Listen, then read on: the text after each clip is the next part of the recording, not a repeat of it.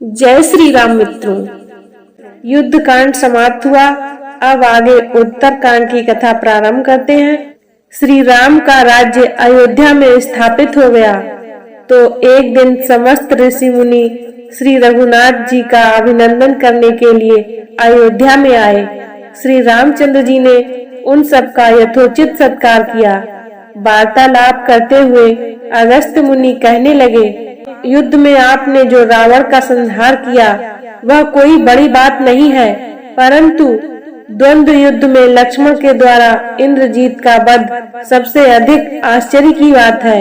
यह मायावी राक्षस युद्ध में समस्त प्राणियों के लिए अवध्य था।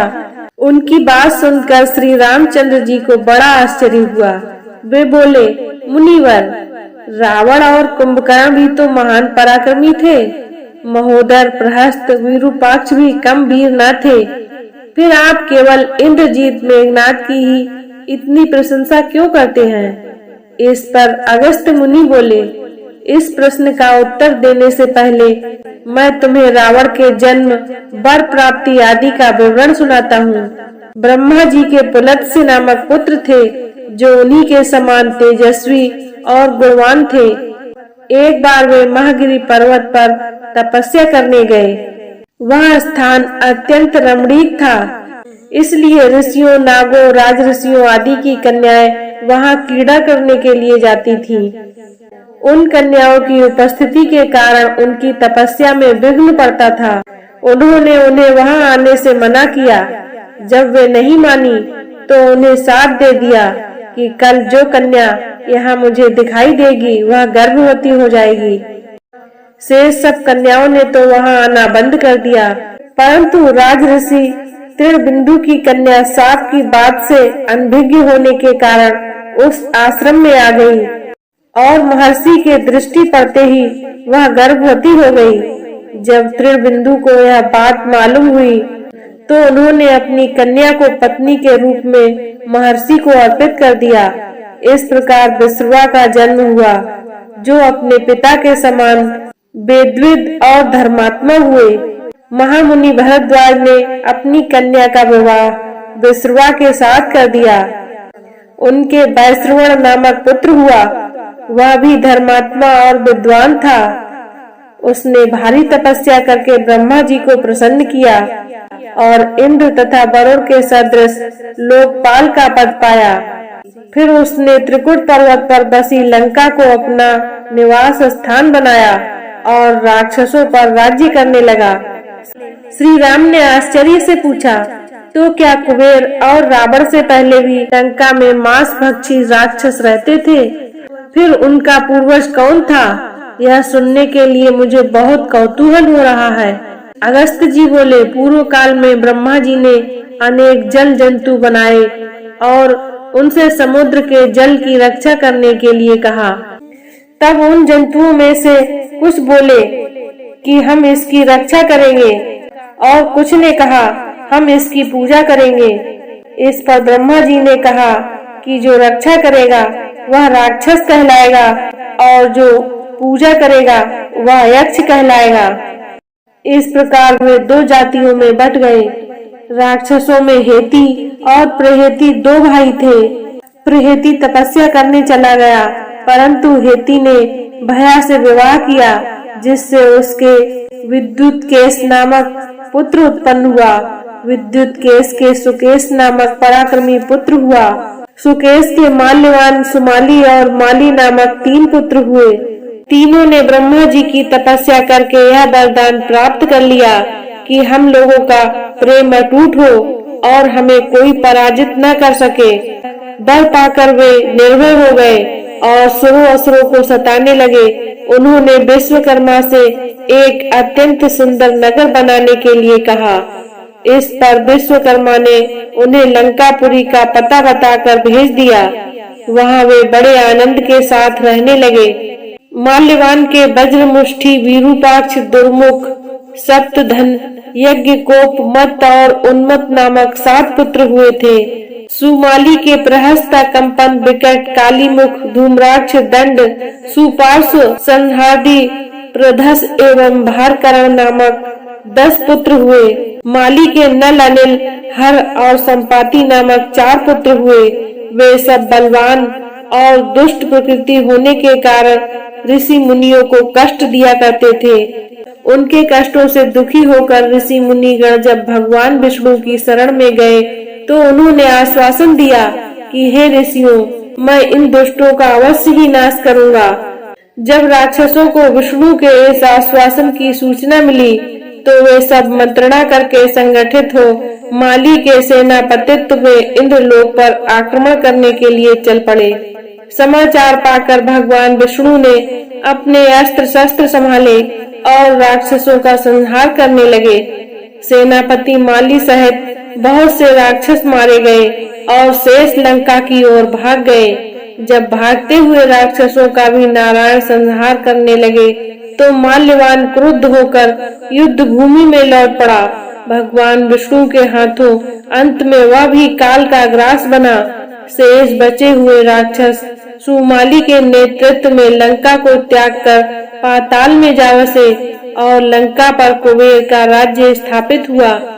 राक्षसों के विनाश से दुखी होकर सुमाली ने अपनी पुत्री कैकसी से कहा कि पुत्री, राक्षस वंश के कल्याण के लिए मैं चाहता हूँ कि तुम परम पराक्रमी महर्षि विश्रवा के पास जाकर उनसे पुत्र प्राप्त करो। वही पुत्र हम राक्षसों की देवताओं से रक्षा कर सकता है। अगस्त्य मुनि ने कहना जारी रखा। पिता की आज्ञा पाकर कैकसी विश्रवा के पास गई और उन्हें अपने अभिप्राय से अवगत कराया। उस समय भयंकर आंधी चल रही थी। आकाश में मेघ गरज रहे थे। कैकसी का अभिप्राय जानकर विश्रवा ने कहा कि भद्रे, तुम इस बेला में आई हो, मैं तुम्हारी इच्छा तो पूरी कर दूंगा, परंतु इससे तुम्हारी संतान दुष्ट स्वभाव वाली और क्रूर कर्मा होगी। मुनि की बात सुनकर कैकसी उनके चरणों में गिर पड़ी और बोली कि भगवान, आप ब्रह्मवादी महात्मा हैं। आपसे मैं ऐसे दुराचारी संतान पाने की आशा नहीं करती, अतः आप मुझ पर कृपा करें। कैकसी के वचन सुनकर मुनि विश्रवा ने कहा कि अच्छा, तो तुम्हारा सबसे छोटा पुत्र सदाचारी और धर्मात्मा होगा। इस प्रकार कैकसी के 10 मुख वाले पुत्र का जन्म हुआ, जिसका नाम दशग्रीव रखा गया।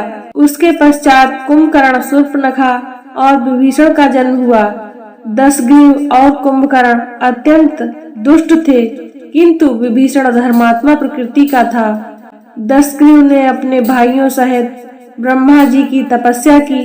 ब्रह्मा जी के प्रसन्न होने पर दशग्रीव ने मांगा कि मैं गरुड़, नाग, यक्ष, दैत्य, दानव, राक्षस तथा देवताओं के लिए अवध्य हो जाऊं। ब्रह्मा जी ने तथास्तु कहकर उसकी इच्छा पूरी कर दी। विभीषण ने धर्म में अविचल मति का और कुंभकर्ण ने वर्षों तक सोते रहने का वरदान पाया।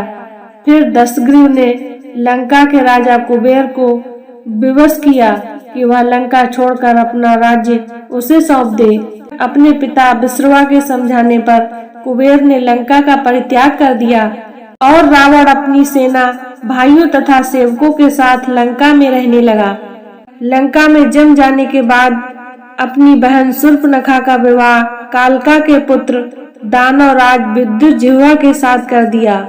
उसने स्वयं दिति के पुत्र मय की कन्या मंदोदरी से विवाह किया, जो हेमा नामक अप्सरा के गर्भ से उत्पन्न हुई थी। विरोचन कुमार बलि की पुत्री वज्रजुला से कुंभकर्ण का और गंधर्व राज महात्मा शैलूष की कन्या शर्मा से विभीषण का विवाह हुआ। कुछ समय पश्चात मंदोदरी ने मेघनाद को जन्म दिया, जो इंद्र को परास्त कर संसार में इंद्रजीत के नाम से प्रसिद्ध हुआ। सत्ता के मद में रावण देवताओं, ऋषियों, यक्षों और गंधर्वों को नाना प्रकार से कष्ट देने लगा। एक बार उसने कुबेर पर चढ़ाई करके उसे युद्ध में पराजित कर दिया और अपनी विजय की स्मृति के रूप में कुबेर के पुष्पक विमान पर अधिकार कर लिया। उस विमान का वेग मन के समान तीव्र था। वह अपने ऊपर बैठे हुए लोगों की इच्छा अनुसार छोटा या बड़ा रूप धारण कर सकता था। विमान में मणि और सोने की सीढ़ियां बनी हुई थी और तपाए हुए सोने के आसन बने हुए थे। उस विमान पर बैठकर जब वह श्रवण नाम से प्रसिद्ध सरकंडों के विशाल वन से होकर जा रहा था तो भगवान शंकर के पार्षद नंदीश्वर ने उसे रोकते हुए कहा कि दशग्रीव, इस वन में उपस्थित पर्वत पर भगवान शंकर क्रीड़ा करते हैं, इसलिए यहाँ सभी सुर असुर यक्ष आदि का आना निषिद्ध कर दिया गया है। नंदीश्वर के वचनों से क्रुद्ध होकर रावण विमान से उतरकर भगवान शंकर की ओर चला। उसे रोकने के लिए उससे थोड़ी दूर पर हाथ में शूल लिए नंदी दूसरे शिव की भांति खड़े हो गए। उनका मुख बानर जैसा था। उसे देखकर रावण ठहाका मारकर हंस पड़ा। इससे कुपित होकर नंदी बोले कि हे दशानन, तुमने मेरे बानर रूप की अवहेलना की है, इसलिए तुम्हारे कुल का नाश करने के लिए मेरे ही समान पराक्रमी रूप और तेज से संपन्न वानर उत्पन्न होंगे। रावण ने इस ओर तनिक भी ध्यान नहीं दिया और बोला कि जिस पर्वत ने मेरे विमान की यात्रा में बाधा डाली है, आज मैं उसी को उखाड़ फेंकूंगा। यह कहकर उसने पर्वत के निचले भाग में हाथ डालकर उसे उठाने का प्रयत्न किया। जब पर्वत हिलने लगा तो भगवान शंकर ने उस पर्वत को अपने पैर के अंगूठे से दबा दिया। इससे रावण का हाथ बुरी तरह से दब गया और वह पीड़ा से चिल्लाने लगा। जब वह किसी प्रकार से हाथ न निकाल सका तो रोते रोते भगवान शंकर की स्तुति और क्षमा प्रार्थना करने लगा। इस पर भगवान शंकर ने उसे क्षमा कर दिया और उसके प्रार्थना करने पर उसे एक चंद्रहास नामक खड्ग भी दिया।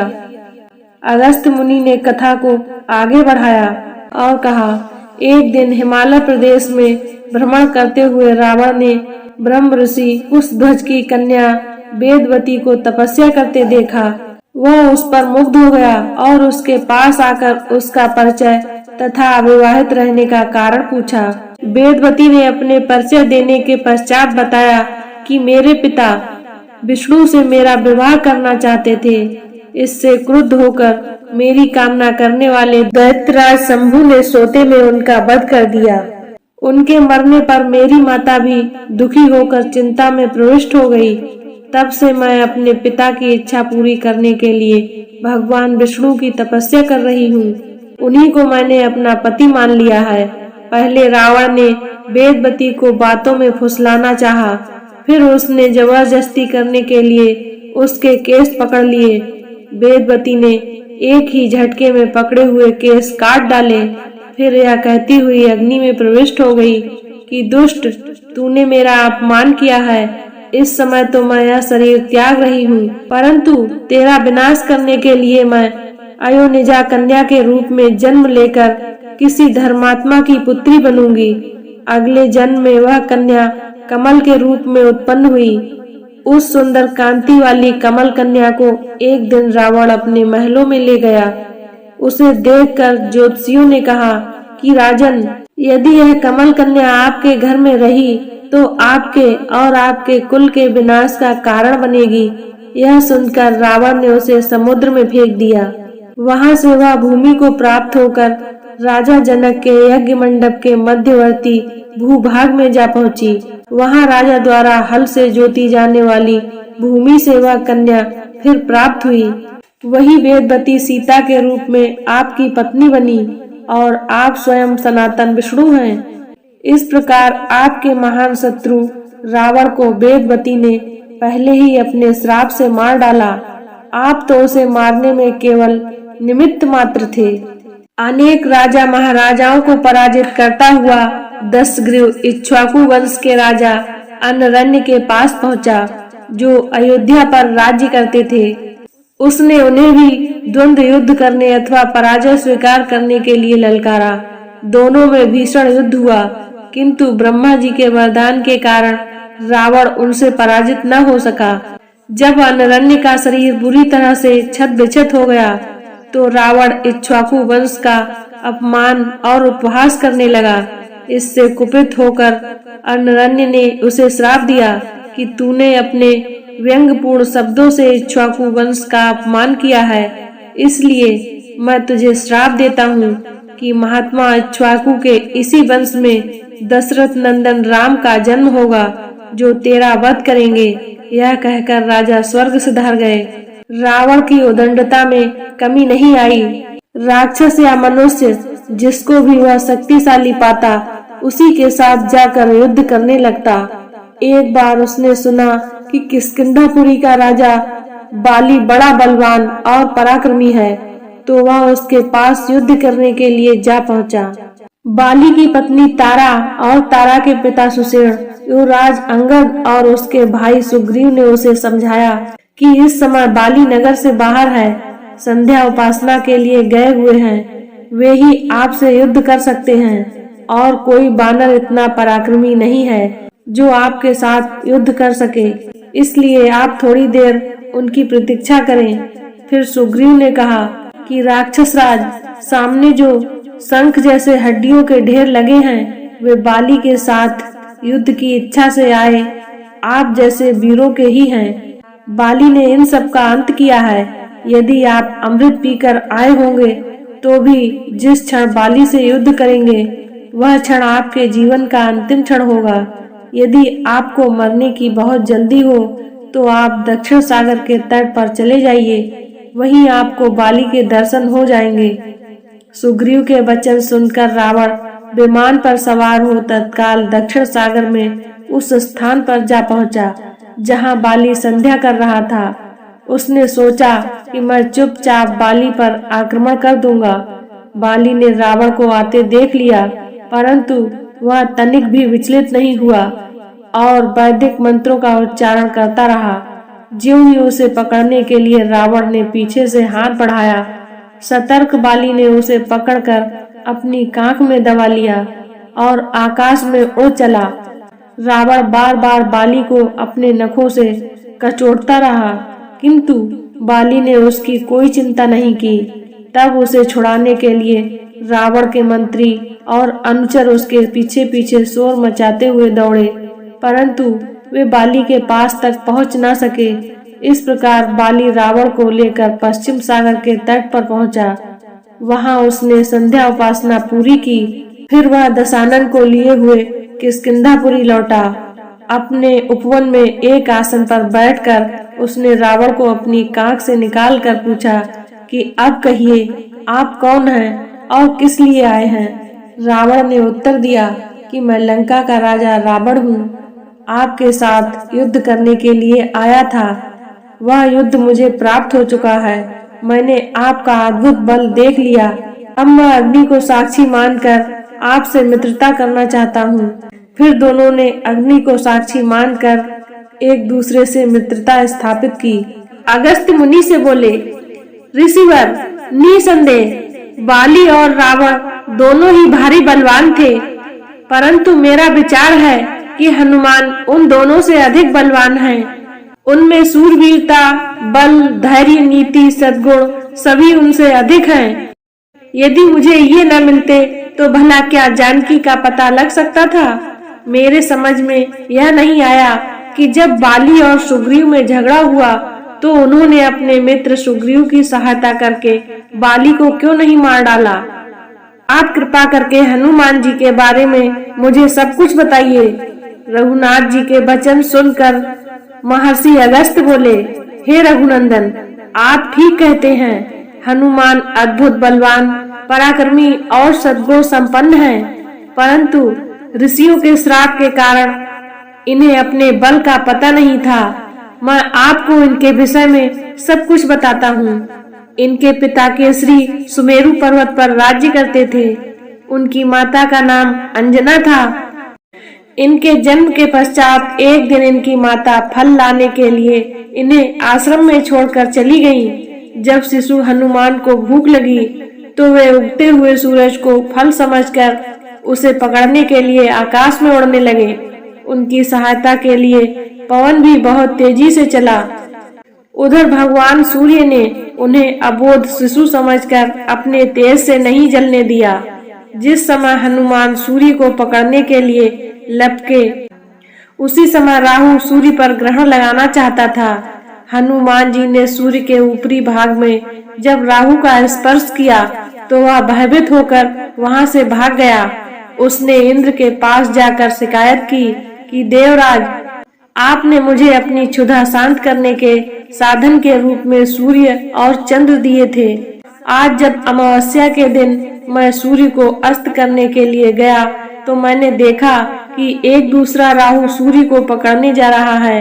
राहु की बात सुनकर इंद्र घबरा गए और राहु को साथ लेकर सूर्य की ओर चल पड़े। राहु को देखकर हनुमान जी सूर्य को छोड़कर राहु पर झपटे। राहु ने इंद्र को रक्षा के लिए पुकारा तो उन्होंने हनुमान जी के ऊपर वज्र का प्रहार किया, जिससे वे एक पत्थर पर जा गिरे और उनकी बाईं ठुड्डी टूट गई। हनुमान की यह दशा देखकर वायुदेव को क्रोध आया।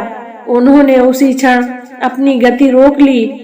इससे कोई भी प्राणी सांस न ले सका और सब पीड़ा से तड़पने लगे। तब सारे सुर असुर यक्ष किन्नर आदि ब्रह्मा जी की शरण में गए। ब्रह्मा उन सबको लेकर वायुदेव के पास गए। वे मृत हनुमान को गोद में लिए उदास बैठे थे। जब ब्रह्मा जी ने उन्हें जीवित कर दिया तो वायुदेव ने अपनी गति का संचार करके सब प्राणियों की पीड़ा दूर की। चूंकि इंद्र के वज्र से हनुमान की हनु यानी ठुड्डी टूट गई थी, इसलिए तब से उनका नाम हनुमान हो गया। फिर प्रसन्न होकर सूर्य ने हनुमान को अपने तेज का 100वां भाग दिया। वरुण, यम, कुबेर, विश्वकर्मा आदि ने उन्हें अजय, पराक्रमी, अवध्य होने, नाना रूप धारण करने की क्षमता आदि का वर दिया। इस प्रकार नाना शक्तियों से संपन्न हो जाने पर निर्भय होकर वे ऋषि मुनियों के साथ शरारत करने लगे। किसी के बलकल फाड़ देते, किसी की कोई वस्तु नष्ट कर देते। इससे क्रुद्ध होकर ऋषियों ने इन्हें श्राप दिया कि तुम अपने बल और शक्ति को भूल जाओगे। किसी के याद दिलाने पर ही तुम्हें उनका ज्ञान होगा। तब से उन्हें अपने बल और शक्ति का स्मरण नहीं रहा। बाली और सुग्रीव के पिता ऋक्षराज थे। चिरकाल तक राज्य करने के पश्चात जब ऋक्षराज का देहांत हुआ तो बाली राजा बना। बाली और सुग्रीव में बचपन से ही बहुत प्रेम था। जब उन दोनों में वैर हुआ तो सुग्रीव के सहायक होते हुए भी शाप के कारण हनुमान अपने बल से अनजान बने रहे। हनुमान के जीवन की यह कथा सुनकर सबको बड़ा आश्चर्य हुआ। जब अगस्त्य तथा अन्य मुनि अयोध्या से विदा होकर जाने लगे तो श्री राम ने उनसे कहा, मेरी इच्छा है कि पुरवासियों और देशवासियों को अपने अपने कार्यों में लगाकर मैं यज्ञों का अनुष्ठान करूं। आपसे प्रार्थना है कि आप सब उन यज्ञों में अवश्य पधार कर भाग लेने की कृपा करें। सब ऋषियों ने उसमें भाग लेने की अपनी स्वीकृति प्रदान की। फिर वे वहां से विदा होकर अपने अपने आश्रम को चले गए। अब श्री रामचंद्र जी नियम पूर्वक प्रतिदिन राजसभा में बैठकर राजकाज संभाल कर शासन चलाने लगे। कुछ दिन पश्चात राजा जनक विदा होकर मिथिला के लिए प्रस्थान किया। इसके पश्चात कैकय, नरेश, युधाजित, काशीराज, प्रतदर्शन तथा अन्य आगत राजा महाराजा भी विनय पूर्वक अयोध्या से विदा हुए। फिर उन्होंने सुग्रीव, हनुमान, अंगद, नल, नील, केसरी, कुमुद, गंधमादन, सुषेण, पनस, वीर, मनद्विर, जामवंत, गवाक्ष, विनत, धूम्र, बलिमुख, प्रजंग, सन्नाद, दरिमुख, दधिमुख तथा अन्य वानर युद्धपतियों को नाना प्रकार के वस्त्राभूषण रत्नादि देकर सम्मानित किया और उनकी भूरी भूरी प्रशंसा करते हुए विदा किया। फिर वे विभीषण को विदा करते हुए उनसे बोले, राक्षस राज, तुम धर्म पूर्वक लंका पर शासन करना। तुम धर्मात्मा हो। मुझे विश्वास है कि तुम कभी धर्म विरुद्ध कोई कार्य नहीं करोगे। अपनी प्रजा का पुत्रवत पालन करना। विदा होने से पहले हनुमान बोले, प्रभु, मुझे ऐसा वर दीजिए कि आपके प्रति मेरी अटूट भक्ति सदा बनी रहे। आपके सिवा कहीं और मेरा आंतरिक अनुराग न हो। इस पृथ्वी पर जब तक राम कथा प्रचलित रहे तब तक मेरे प्राण इस शरीर में बसे रहें। हनुमान की बात सुनकर श्री राम ने उन्हें हृदय से लगा लिया और बोले, ऐसा ही होगा। संसार में जब तक मेरी कथा प्रचलित रहेगी तब तक तुम्हारे प्राण भी तुम्हारे शरीर में बने रहेंगे। तुमने जो उपकार किए हैं उनके लिए मैं सदा तुम्हारा ऋणी रहूंगा। फिर वे सब लोग श्री राम का गुणगान करते हुए वहां से विदा हुए। विभीषण, सुग्रीव, हनुमान आदि के विदा हो जाने पर भरत बोले, राघव, आपको राज सिंहासन पर बैठे 1 मास हुआ है। इस अवधि में सभी लोग स्वस्थ और निरोग दिखाई देते हैं। बूढ़े आदमियों के पास भी मृत्यु फटकने में हिचकती है। सभी बाल युवा नर नारियों के शरीर हृष्ट पुष्ट और कांतिमय प्रतीत होते हैं। मेघ समय पर अमृत के समान जल बरसाते हैं। हवा ऐसी चलती है कि उसका स्पर्श सुखद और शीतल जान पड़ता है। भरत की ये बातें सुनकर श्री राम अत्यंत प्रसन्न हुए। जब अयोध्या में शासन करते हुए बहुत समय बीत गया, तब एक दिन रामचंद्र जी सीता के गर्भवती होने का समाचार पाकर अत्यंत प्रसन्न हुए। वे सीता से बोले, विदेह नंदिनी, अब तुम शीघ्र इक्ष्वाकु वंश को पुत्र रत्न प्रदान करोगी। इस समय तुम्हारी क्या इच्छा है, मैं तुम्हारा मनोरथ अवश्य पूरा करूंगा। तुम निसंकोच होकर अपने मन की बात कहो। पति के मृदु वचन सुनकर सीता जी मुस्कुराकर बोली, स्वामी, मेरी इच्छा एक बार उन पवित्र तपोवन को देखने की हो रही है। कुछ समय मैं उन महर्षि तपस्वियों के पास रहना चाहती हूँ जो कंद मूल फल खाकर गंगा के तट पर तपस्या करते हैं। कम से कम 1 रात्रि यहाँ निवास करके मैं उन्हें उग्र तपस्या करते देखना चाहती हूँ। इस समय यह मेरी अभिलाषा है। हृदयश्री की अभिलाषा जानकर रघुनंदन बोले, सीते, तुम्हारी अभिलाषा मैं अवश्य पूरी करूंगा। तुम निश्चिंत रहो। कल प्रातः काल ही मैं तुम्हें गंगा तटवासी ऋषियों के आश्रम की ओर भेजने की व्यवस्था कर दूंगा। सीता को आश्वासन देकर श्री राम राज दरबार में चले गए। राज दरबार से निवृत्त हो वे अपने मित्रों में बैठकर हास्य विनोद की वार्ता करने लगे। मित्र मंडली में उनके बाल सखा विजय, मधुवत, काश्यप, मंगल, कुल, सुराजी, कालिय, भद्र, दंतवक्त्र और सुबागध थे। बातों ही बातों में रामचंद्र ने पूछा, भद्र, आजकल नगर में किस बात की चर्चा विशेष रूप से होती है? नगर और जनपद के लोग मेरे सीता, भरत, लक्ष्मण आदि भाइयों और माता कैकेयी के विषय में क्या-क्या बातें करते हैं। प्रायः देखा जाता है कि राजा यदि आचार विचार से हीन हो तो सर्वत्र उनकी निंदा होती है। भद्र ने उत्तर दिया, सौम्य, सर्वत्र आपके विषय में अच्छी ही चर्चा सुनने को मिलती है। 10 गृह पर जो आपने विजय प्राप्त की है उसको लेकर सब लोग आपकी खूब प्रशंसा करते हैं और आपकी वीरता की कहानी अपने बच्चों को भी बड़े उत्साह से सुनाते हैं। रामचंद्र बोले, भद्र, ऐसा नहीं हो सकता कि सब लोग मेरे विषय में अच्छी ही बातें कहें। कुछ ऐसी भी बातें हो सकती हैं जो उन्हें अच्छी न लगी हो। संसार में सभी प्रवृत्ति के लोग होते हैं, इसलिए तुमने जो कुछ भी सुना हो निश्चिंत होकर बेखटक कहो। यदि तुम्हें मुझ में कोई दोष दिखाई देता होगा तो मैं उसे दूर करने की चेष्टा करूंगा। यह सुनकर भद्र बोला, वे कहते हैं कि श्री राम ने समुद्र पुल बांधकर ऐसा दुष्कर कार्य किया है जिसे देवता भी नहीं कर सकते। रावण को मारकर बानरों को भी वश में कर लिया, परंतु एक बात खटकती है। रावण को मारकर उस सीता को घर ले आए जो इतने दिनों तक रावण के पास रही। फिर सीता से घृणा करने की बजाय उन्होंने उसे कैसे अपने पास रख लिया? भला सीता का चरित्र क्या वहाँ पवित्र रहा होगा? अब प्रजाजन भी ऐसी स्त्रियों को अपने घरों में रखने लगेंगे, क्योंकि जैसा राजा करता है प्रजा भी वैसा ही करती है।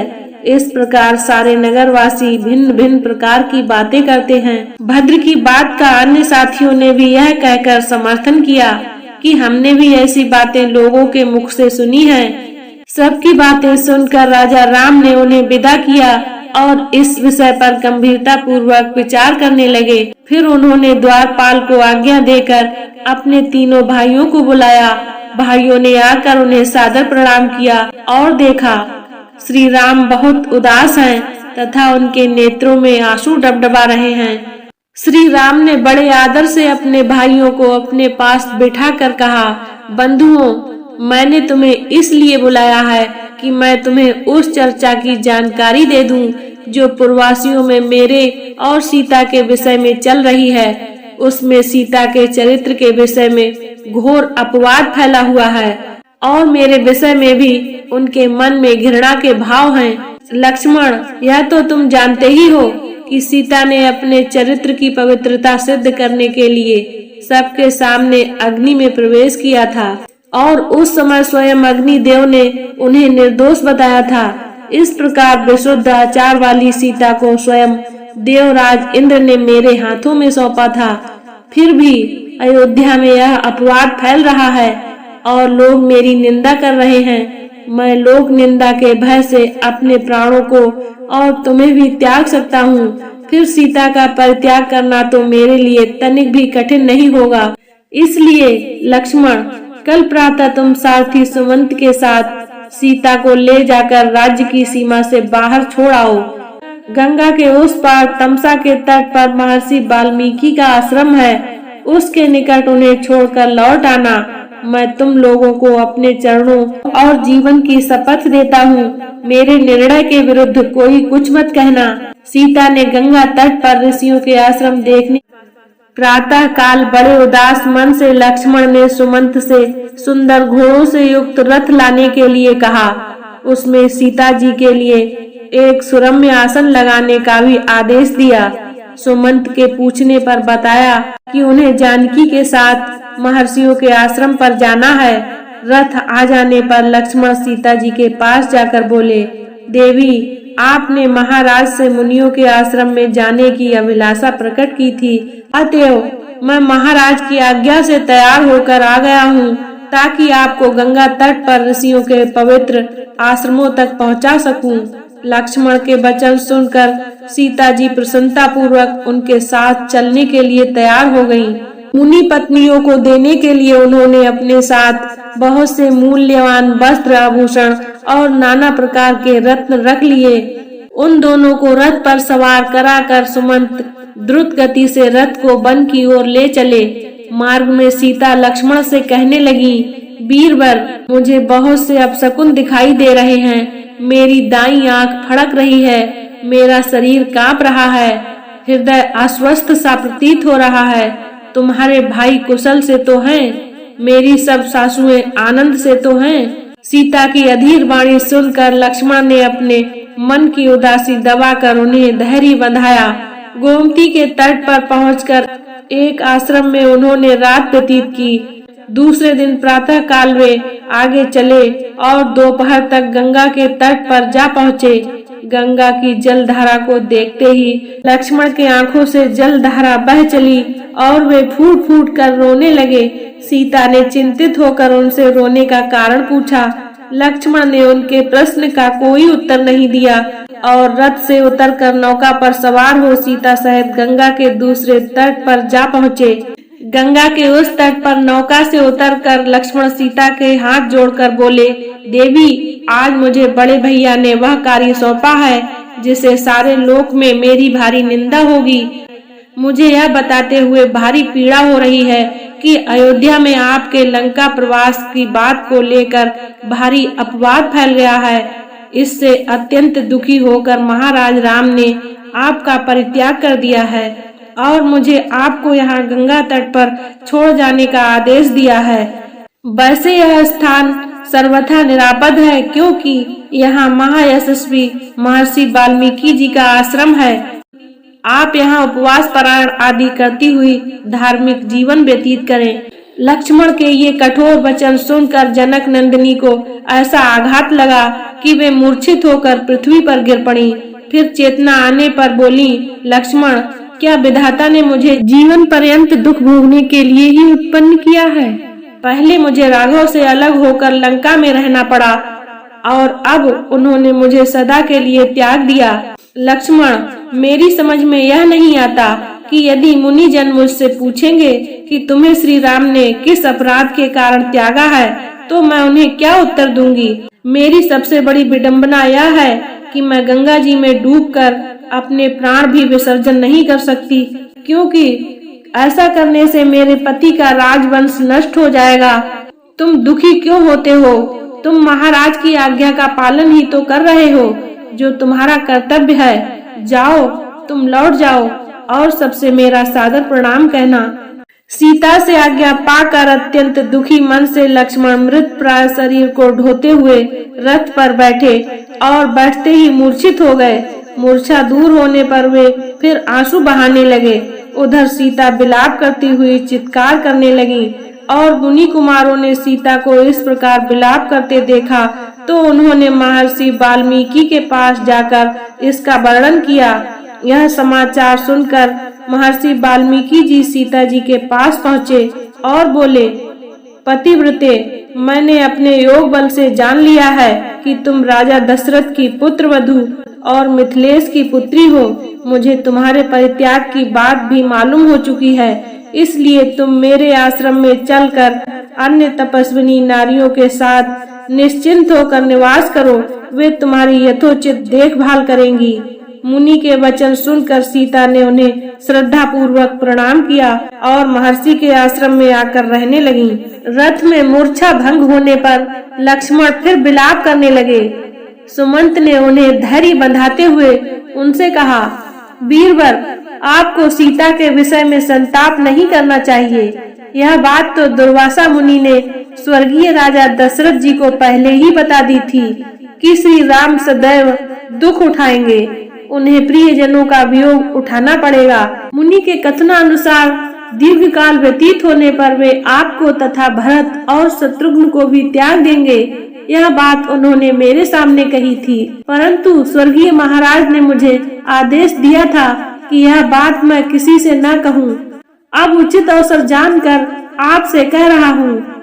आपसे अनुरोध है कि आप यह बात भरत और शत्रुघ्न के सम्मुख कदापि न कहें। सुमंत की बात सुनकर जब लक्ष्मण ने किसी से न कहने का आश्वासन देकर पूरी बात बताने का आग्रह किया तो सुमंत ने कहा, एक समय की बात है, दुर्वासा मुनि महर्षि वशिष्ठ के आश्रम में रहकर चातुर्य मास बिता रहे थे। उसी समय महाराज दशरथ वशिष्ठ जी के दर्शनों के लिए पहुँचे। बातों बातों में महाराज ने दुर्वासा मुनि से पूछा कि भगवान, मेरा वंश कितने समय तक चलेगा? मेरे सब पुत्रों की आयु कितनी होगी? कृपा करके मेरे वंश की स्थिति बताइए। इस पर उन्होंने महाराज को कथा सुनाई कि देवासुर संग्राम में पीड़ित हुए दैत्यों ने महर्षि भृंगु की पत्नी की शरण ली थी। भृंगु की पत्नी द्वारा दैत्यों को शरण दिए जाने पर कुपित होकर भगवान विष्णु ने अपने चक्र से उसका सिर काट डाला।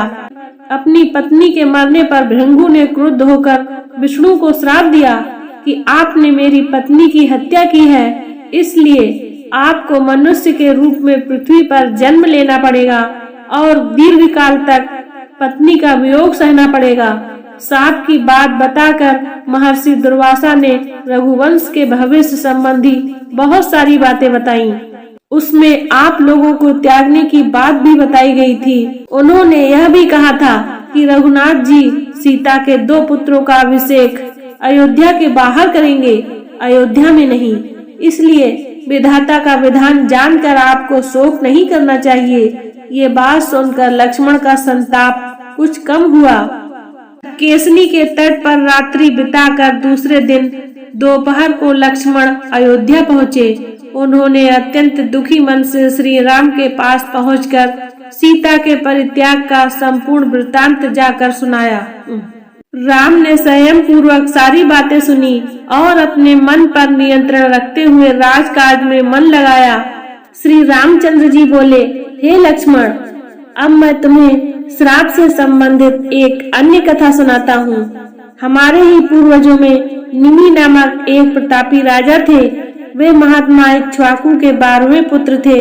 उन्होंने विजयंत नामक एक नगर बसाया था।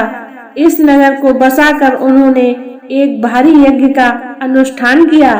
यह यज्ञ संपन्न करने के लिए वशिष्ठ महर्षि, अत्रि, अंगिरा और भृंगु को आमंत्रित किया, किंतु वशिष्ठ का एक यज्ञ के लिए देवराज इंद्र ने पहले ही वरण कर लिया था। इसलिए वे निमि से प्रतीक्षा करने के लिए कहकर इंद्र का यज्ञ कराने चले गए।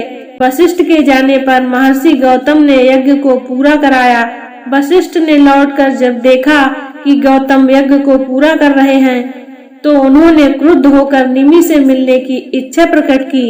जब 2 घड़ी प्रतीक्षा करने पर भी निमि से भेंट न हो सकी तो उन्होंने श्राप दे दिया कि राजा निमि, तुमने मेरी अवहेलना करके दूसरे पुरोहित का वरण किया, इसलिए तुम्हारा शरीर अचेतन होकर गिर जाएगा। जब राजा निमि को इस श्राप की बात मालूम हुई तो उन्होंने भी वशिष्ठ जी को श्राप दिया कि आपने मुझे अकारण ही श्राप दिया है, अतएव आपका शरीर भी अचेतन होकर गिर जाएगा। इस प्रकार श्रापों के कारण दोनों ही विदेह हो गए। यह सुनकर लक्ष्मण बोले, रघुकुल भूषण, फिर इन दोनों को नया शरीर कैसे मिला? लक्ष्मण का प्रश्न सुनकर राघव बोले, पहले तो वे दोनों वायु रूप हो गए। वशिष्ठ ने ब्रह्मा जी से देह दिलाने की प्रार्थना की। उन्होंने कहा कि तुम मित्र और वरों के छोड़े हुए वीर में प्रविष्ट हो जाओ, इससे तुम अयोनिज रूप से उत्पन्न होकर मेरे पुत्र बन जाओगे। इस प्रकार वशिष्ठ फिर से शरीर धारण करके प्रजापति बने। अब राजा निमि का वृतांत सुनो। राजा निमि का शरीर नष्ट हो जाने पर ऋषियों ने स्वयं ही यज्ञ को पूरा किया और राजा को तेल के कड़ाह आदि में सुरक्षित रखा।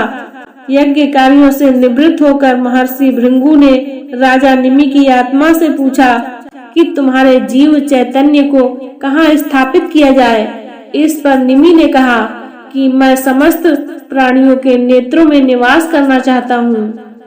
राजा की यह अभिलाषा पूर्ण हुई। तब से निमि का निवास वायु रूप होकर समस्त प्राणियों के नेत्रों में हो गया। उन्हीं राजा के पुत्र मिथिलापति जनक हुए और विदेह कहलाए। आश्चर्यजनक कथा को सुनकर सुमित्रा नंदन बोले, हे प्रभु, ऐसी ही श्राप की कोई और कथा हो तो सुनाइए। लक्ष्मण की जिज्ञासा देखकर कौशल्या नंदन बोले, नहुस के पुत्र राजा ययाति के 2 पत्नियां थीं, एक शर्मिष्ठा और दूसरी देवयानी। शर्मिष्ठा दैत्य कुल के विषपर्वा की कन्या थी और देवयानी शुक्राचार्य की। राजा को शर्मिष्ठा से विशेष स्नेह था। शर्मिष्ठा ने पुरु को और देवयानी ने यदु को जन्म दिया। दोनों ही बालक बड़े तेजस्वी थे। देवयानी को उचित सम्मान न पाते देख यदु ने उससे कहा कि माता, इस असम्मानजनक जीवन से क्या यह अधिक उचित न होगा कि हम अग्नि में प्रवेश करके यह जीवन समाप्त कर दें? यदि तुम मेरी बात नहीं मानोगी तो भी मैं यह जीवन धारण नहीं करूंगा। पुत्र की यह बात सुनकर देवयानी ने सारी बातें अपने पिता भृंगु नंदन शुक्राचार्य को बता दी और स्वयं भी जल कर मरने को तैयार हो गई।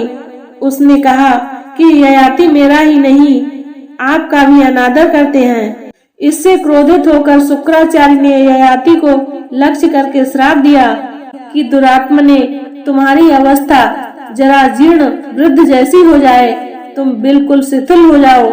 इस प्रकार श्राप देकर वे मौन हो गए। इस श्राप के फल स्वरूप राजा ययाति को ऐसी वृद्धावस्था ने आ घेरा जो दूसरे की युवावस्था से बदली जा सकती थी। ययाति ने यदु से अनुरोध किया कि तुम मुझे अपना यौवन देकर मेरी वृद्धावस्था ले लो, कुछ समय पश्चात मैं तुम्हारा यौवन तुम्हें लौटा दूंगा। यह सुनकर यदु ने कहा, यह सौदा आप अपने लाडले पुरु से करें। जब उन्होंने पुरु से यह बात कही तो पुरु ने राजा का अनुरोध सुनकर तत्काल वृद्धावस्था के बदले में अपना यौवन दे दिया। सहस्त्रों वर्षों तक यज्ञ आदि अनुष्ठान करके उन्होंने पुरु को फिर उनका यौवन लौटा दिया और यदु को श्राप दिया कि तुमने मेरी आज्ञा का उल्लंघन किया है, इसलिए तुम्हारी संतान राजा नहीं होगी। हे सौमित्र, यह सब प्राचीन आख्यान मैंने तुम्हें सुना दिया। अब हमें उसी प्रकार राज्य करना चाहिए जिससे हमें किसी प्रकार का कोई दोष न लगे। श्री राम के शासन में ना तो किसी को रोग होता था, ना किसी की अकाल मृत्यु होती थी, ना कोई स्त्री विधवा होती थी और ना माता पिताओं को संतान का शोक सहना पड़ता था। सारा राज्य सब प्रकार से सुख संपन्न था। इसलिए कोई व्यक्ति किसी प्रकार का विवाद लेकर राज दरबार में उपस्थित नहीं होता था। किंतु एक कुत्ता राज दरबार में आकर बार बार भौंकने लगा। उसे अभियोगी समझकर दरबार में उपस्थित किया गया। पूछने पर कुत्ते ने बताया, प्रभु, आपके राज्य में स्वार्थ सिद्ध नामक एक भिक्षुक है। उसने आज अकारण मुझ पर प्रहार करके मेरा मस्तक फाड़ दिया है, इसलिए मैं इसका न्याय चाहता हूँ। कुत्ते की बात सुनकर उस भिक्षुक ब्राह्मण को बुलवाया गया। ब्राह्मण के आने पर राजा रामचंद्र ने पूछा, प्रियवर, क्या आपने इस कुत्ते के सिर पर घातक प्रहार किया था? यदि किया था तो इसका क्या कारण है? वैसे ब्राह्मण को अकारण क्रोध आना नहीं चाहिए। महाराज की बात सुनकर स्वार्थ सिद्ध बोले, प्रभु, यह सही बात है कि मैंने कुत्ते को डंडे से मारा था। उस समय मेरा मन क्रोध से भर गया था। बात यह थी कि कल मेरे भिक्षाटन का समय बीत चुका था, तो भी भूख के कारण मैं भिक्षा के लिए द्वार द्वार पर भटक रहा था। उस समय यह कुत्ता बीच में आकर खड़ा हुआ। मैं भूखा तो था ही, अतएव मुझे क्रोध आ गया और मैंने इसके सिर पर डंडा मार दिया। मैं अपराधी हूँ, मुझे दंड दीजिए। आपसे दंड पाकर मुझे नरक यातना नहीं भोगनी पड़ेगी।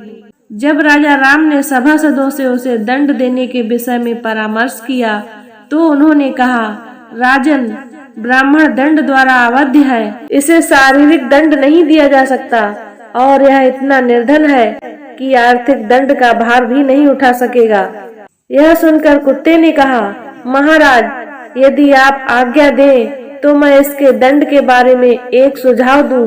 मेरे विचार में इसे महंत बना दिया जाए। यदि आप इसे कालंजर के किसी मठ का मठाधीश बना दें तो यह दंड इसके लिए सबसे उचित होगा। कुत्ते का सुझाव मानकर श्री राम ने उसे मठाधीश बना दिया और वह हाथी पर बैठकर वहां से प्रसन्नता पूर्वक चला गया। उसके जाने के पश्चात एक मंत्री ने कहा, प्रभु, यह तो उनके लिए उपहार हुआ, दंड नहीं। मंत्री की बात सुनकर श्री राम ने कहा, मंत्रीवर, यह उपहार नहीं, दंड ही है। इसका रहस्य तुम नहीं समझ सके हो। फिर कुत्ते से बोले, स्वानराज, तुम इन्हें इस दंड का रहस्य बताओ। राघव की बात सुनकर कुत्ता बोला, रघुनंदन, पिछले जन्म में मैं कालंजर के एक मठ का अधिपति था। मैं वहां सदैव शुभ कर्म किया करता था, फिर भी मुझे कुत्ते की योनि मिली। पर ये तो अत्यंत क्रोधी है, इसका अंत मुझसे भी अधिक खराब होगा। मठाधीश ब्राह्मणों और देवताओं के निमित्त दिए गए द्रव्य का उपयोग करता है, इसलिए वह पाप का भागी बनता है। यह रहस्य बताकर कुत्ता वहां से चला गया। थे तो यमुना तट निवासी कुछ ऋषि महर्षि च्यवन ऋषि जी के साथ दरबार में पधारे। कुशल क्षेम के पश्चात उन्होंने बताया, महाराज, इस समय हम बड़े दुखी हैं। लवण नामक एक भयंकर राक्षस ने यमुना तट पर भयंकर उत्पात मचा रखा है। उसके अत्याचारों से त्राण पाने के लिए हम बड़े बड़े राजाओं के पास गए, परंतु कोई भी हमारी रक्षा न कर सका।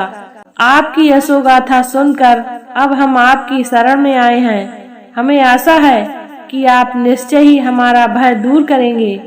ऋषियों के यह वचन सुनकर सत्य प्रतिज्ञ श्री राम बोले, हे महर्षियों, यह समस्त राज्य और मेरे प्राण भी आपके लिए ही हैं। मैं आपको वचन देता हूँ कि मैं उस दुष्ट के वध का उपाय शीघ्र ही करूँगा। आप मुझे उसके विषय में विस्तार से बताएं। च्यवन ऋषि बोले, हे राजन, सतयुग में लीला नामक दैत्य का पुत्र मधु बड़ा शक्तिशाली और बुद्धिमान राक्षस था।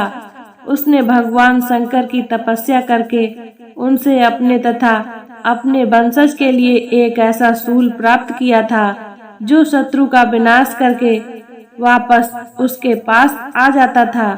उन्होंने यह भी वरदान दिया था कि जिसके हाथ में जब तक यह शूल रहेगा तब तक वह अवध्य रहेगा। उसी मधु का पुत्र लवण है जो अत्यंत दुष्ट आत्मा है और उस शूल के बल पर निरंतर हमें कष्ट देता है। वह प्रायः किसी न किसी ऋषि मुनि तपस्वी को अपना आहार बना लेता है। वन के प्राणियों, मनुष्य आदि किसी को भी वह नहीं छोड़ता। यह सुनकर राम ने सब भाइयों को बुलाकर पूछा, इस राक्षस को मारने का भार कौन अपने ऊपर लेना चाहता है? यह सुनकर शत्रुघ्न बोले, प्रभु, लक्ष्मण ने आपके साथ रहते हुए बहुत से राक्षसों का संहार किया है। भैया भरत ने भी आपकी अनुपस्थिति में नंदीग्राम में रहते हुए अनेक दैत्यों को मौत के घाट उतारा है। इसलिए लवणासुर के वध का कार्य मुझे सौंपने की कृपा करें। श्री राम बोले, ठीक है, तुम ही लवणासुर का संहार करो और उसे मार के मधुपुर में अपना राज्य स्थापित करो। मैं तुम्हें वहाँ का राज सिंहासन सौंपता हूँ। फिर उन्होंने शत्रुघ्न को एक अद्भुत अमोघ बाण देकर कहा, इस अद्भुत बाण से ही मधु और कैटभ नामक राक्षसों का विष्णु ने वध किया था।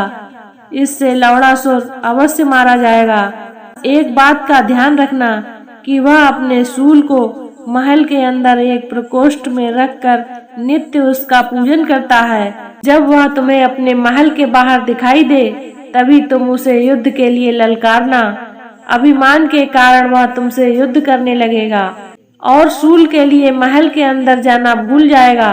इस प्रकार वह रणभूमि में तुम्हारे हाथों मारा जाएगा। बड़े भाई की आज्ञा पाकर शत्रुघ्न ने विशाल सेना लेकर श्री राम द्वारा दिए गए निर्देशों के अनुसार लवणासुर को मारने की योजना बनाई। उन्होंने सेना को ऋषियों के साथ आगे भेज दिया।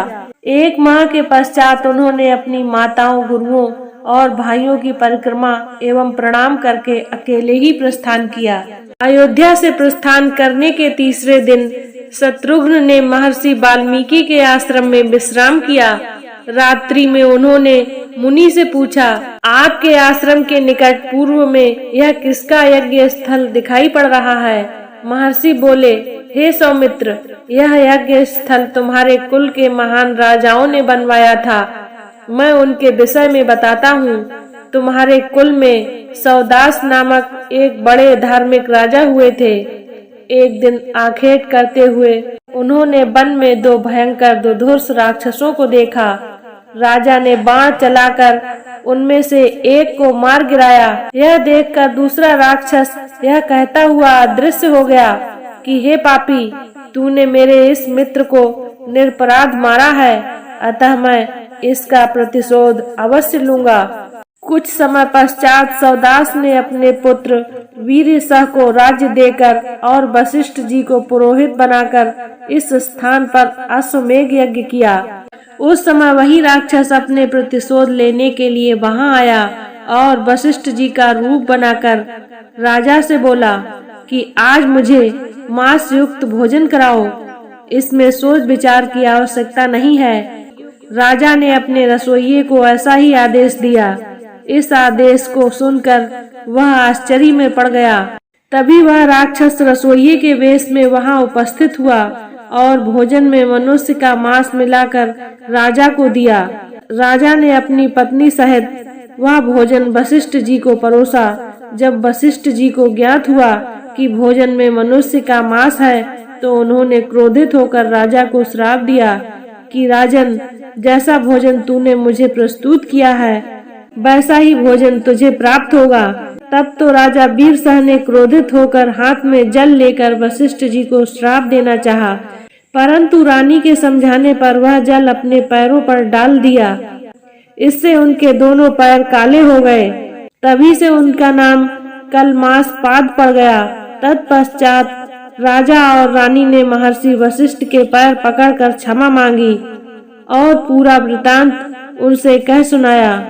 तब वशिष्ठ जी ने कहा कि हे राजन, 11 वर्ष पश्चात आप इस श्राप से मुक्त हो जाओगे और तुम्हें इसका स्मरण भी नहीं रहेगा। हे शत्रुघ्न, इस प्रकार राजा कलमासपाद उस श्राप को भोग कर पुनः राज्य प्राप्त कर धैर्य पूर्वक प्रजा का पालन करने लगे। उन्हीं राजा सौदास और कलमासपाद का यह सुंदर यज्ञ स्थल है। यह कथा सुनकर शत्रुघ्न अपनी पर्णशाला में विश्राम करने चले गए। जिस दिन शत्रुघ्न वाल्मीकि के आश्रम में पहुँचे, उसी रात को सीता जी ने एक साथ 2 पुत्रों को जन्म दिया। तपस्विनी बालाओं से उनके जन्म का समाचार सुनकर महर्षि ने एक कुशाओं का मुट्ठा और उसके लव लेकर मंत्रोच्चारण द्वारा उनकी भावी बाधाओं से रक्षा करने की व्यवस्था की। फिर एक का कुश और दूसरे का लव से मार्जन कराया। इस प्रकार बड़े का नाम कुश और दूसरे का नाम लव रखा गया। शत्रुघ्न को भी यह समाचार पाकर अत्यंत प्रसन्नता हुई। अगले दिन प्रातः काल सब कृत्यों से निवृत्त होकर शत्रुघ्न मधुपुरी की ओर चल दिए। मार्ग में 7 रात्रियां व्यतीत कर वे महर्षि च्यवन ऋषि के आश्रम में पहुँचे। अगले दिन प्रातः काल होने पर जब लवणासुर अपने सुर से बाहर निकला, तब ही शत्रुघ्न हाथ में धनुष बाण ले मधुपुरी को घेर कर खड़े हो गए। दोपहर होने पर क्रूर राक्षस हजारों मरे हुए जीवों को लेकर आया, तो शत्रुघ्न ने उसे द्वंद्व युद्ध करने के लिए ललकारा। अभिमानी लवण तत्काल उनसे युद्ध करने के लिए तैयार हो गया और बोला, तेरे भाई ने रावण को मारा था, जो मेरी मौसी शूर्पणखा का भाई था। आज मैं उसका बदला तुझसे लूंगा। तुझे पता नहीं, अब तक मैं बड़े बड़े शूरवीरों को धराशाही कर चुका हूँ, तेरी भला क्या गिनती है। यह सुनकर शत्रुघ्न बोले, नराधम, जब तूने उन वीरों को धराशाही किया होगा, तब शत्रुघ्न का जन्म नहीं हुआ था। आज मैं तुझे अपने तीक्ष्ण बाणों से सीधा यमलोक का रास्ता दिखाऊंगा। यह सुनते ही लवण ने क्रोध करके एक वृक्ष उखाड़कर शत्रुघ्न को मारा, परंतु उन्होंने मार्ग में ही उसके सैकड़ों टुकड़े कर दिए। फिर उन्होंने उस पर बाणों की झड़ी लगा दी, किंतु लवण इस आक्रमण से तनिक भी विचलित नहीं हुआ। उल्टे उसने शीघ्रता से एक भारी वृक्ष उठाकर उनके सिर पर मारा, जिससे उन्हें तीक्ष्ण मूर्छा आ गई। मूर्छित शत्रुघ्न को मरा हुआ समझकर वह अपना आहार जुटाने और सैनिकों को खाने में लग गया। अपना शूल लेने के लिए अंदर नहीं गया। मूर्छा भंग होते ही शत्रुघ्न ने रघुनाथ जी द्वारा दिया हुआ अमोघ बाण लेकर उसके वक्ष स्थल पर छोड़ दिया। वह बाण लवण का हृदय चीरता हुआ रसातल में जा घुसा और फिर शत्रुघ्न के पास लौट आया। उधर लवणासुर ने भयंकर चित्कार करके अपने प्राण त्याग दिए। शत्रुघ्न ने उस नगर को फिर बसाकर उसका नाम मधुपुरी रखा। थोड़े ही दिनों में नगर सब प्रकार से सुख संपन्न हो गया। इस नगर को नवीन रूप पाने में 12 वर्ष लग गए। फिर 1 सप्ताह के लिए शत्रुघ्न अयोध्या चले गए। एक दिन श्री राम अपने दरबार में बैठे थे, तभी एक बूढ़ा ब्राह्मण अपने मरे हुए पुत्र का शव लेकर राज दरबार पर आया और हाय पुत्र कहकर विलाप करते हुए कहने लगा, अपने पूर्व जन्म में मैंने जाने कौन से पाप किए थे, जो मुझे अपनी आंखों से अपने इकलौते पुत्र की मृत्यु देखनी पड़ी। केवल 13 वर्ष 10 महीने और 20 दिन की आयु में ही तू मुझे छोड़कर स्वर्ग सिधार गया। मैंने इस जन्म में कोई पाप मिथ्या भाषण भी नहीं किया, फिर तेरी अकाल मृत्यु क्यों हुई? इस राज्य में ऐसी दुर्घटना पहले कभी नहीं हुई। निसंदेह यह श्री राम के ही किसी दुष्कर्म का फल है। उनके राज्य में ऐसी दुर्घटना घटी है। यदि श्री राम ने तुझे जीवित नहीं किया, तो हम स्त्री पुरुष यहीं राज दरबार में भूखे प्यासे रहकर अपने प्राण त्याग देंगे। हे श्री राम, फिर तुम इस ब्रह्म हत्या का पाप लेकर सुखी रहना। राजा के दोष से जब प्रजा का विधिवत पालन नहीं होता, तभी प्रजा को ऐसी विपत्तियों का सामना करना पड़ता है। इससे स्पष्ट है कि राजा से कहीं न कहीं कोई अपराध हुआ है। इस प्रकार की बातें करता हुआ वह विलाप करने लगा। जब श्री रामचंद्र जी इस विषय पर मनन कर रहे थे, तभी वशिष्ठ और 8 ऋषि मुनियों के साथ दरबार में पधारे। उसमें नारद जी भी थे। श्री राम ने जब यह समस्या उनके सम्मुख रखी, तो नारद जी बोले, राजन, जिस कारण से इस बालक की अकाल मृत्यु हुई है, वह मैं आपको बताता हूँ। सतयुग में केवल ब्राह्मण ही तपस्या किया करते थे। फिर त्रेता के आरंभ में क्षत्रियों को भी तपस्या करने का अधिकार मिल गया। अन्य वर्णों को तपस्या में रत होना अधर्म है। हे राजन, निश्चय ही आपके राज्य में कोई शूद्र वर्ण का मनुष्य तपस्या कर रहा है। उसी के कारण इस बालक की मृत्यु हुई है। इसलिए आप खोज कराइए कि आपके राज्य में कोई व्यक्ति कर्तव्यों की सीमा का उल्लंघन तो नहीं कर रहा है। इस बीच ब्राह्मण के इस बालक को सुरक्षित रखने की व्यवस्था कराई जाए। नारद जी की बात सुनकर उन्होंने ऐसा ही किया। एक और सेवकों को इस बात का पता लगाने के लिए भेजा कि कोई अवांछित व्यक्ति ऐसा कार्य तो नहीं कर रहा जो उसे नहीं करना चाहिए। दूसरी ओर विप्र पुत्र के शरीर की सुरक्षा का प्रबंध कराया।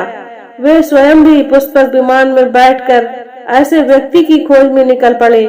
पुष्पक विमान दक्षिण दिशा में स्थित वैशाल पर्वत पर बने एक सरोवर पर ले गया, जहाँ एक तपस्वी नीचे की ओर मुख करके उल्टा लटका हुआ भयंकर तपस्या कर रहा था। उसकी यह विकट तपस्या देखकर उन्होंने पूछा, हे तपस्वी, तुम कौन हो, किस वर्ण के हो और भयंकर तपस्या क्यों कर रहे हो? यह सुनकर वह तपस्वी बोले, महात्मन, मैं शूद्र योनि से उत्पन्न हूँ और सशरीर स्वर्ग जाने के लिए यह उग्र तपस्या कर रहा हूँ। मेरा नाम शंभूक है। शंभूक की बात सुनकर रामचंद्र ने म्यान से तलवार निकालकर उसका सिर काट डाला। जब इंद्र आदि देवताओं ने वहां आकर उनकी प्रशंसा की तो श्री राम बोले, यदि आप मेरे कार्य को उचित समझते हैं तो उस ब्राह्मण के मृतक पुत्र को जीवित कर दीजिए।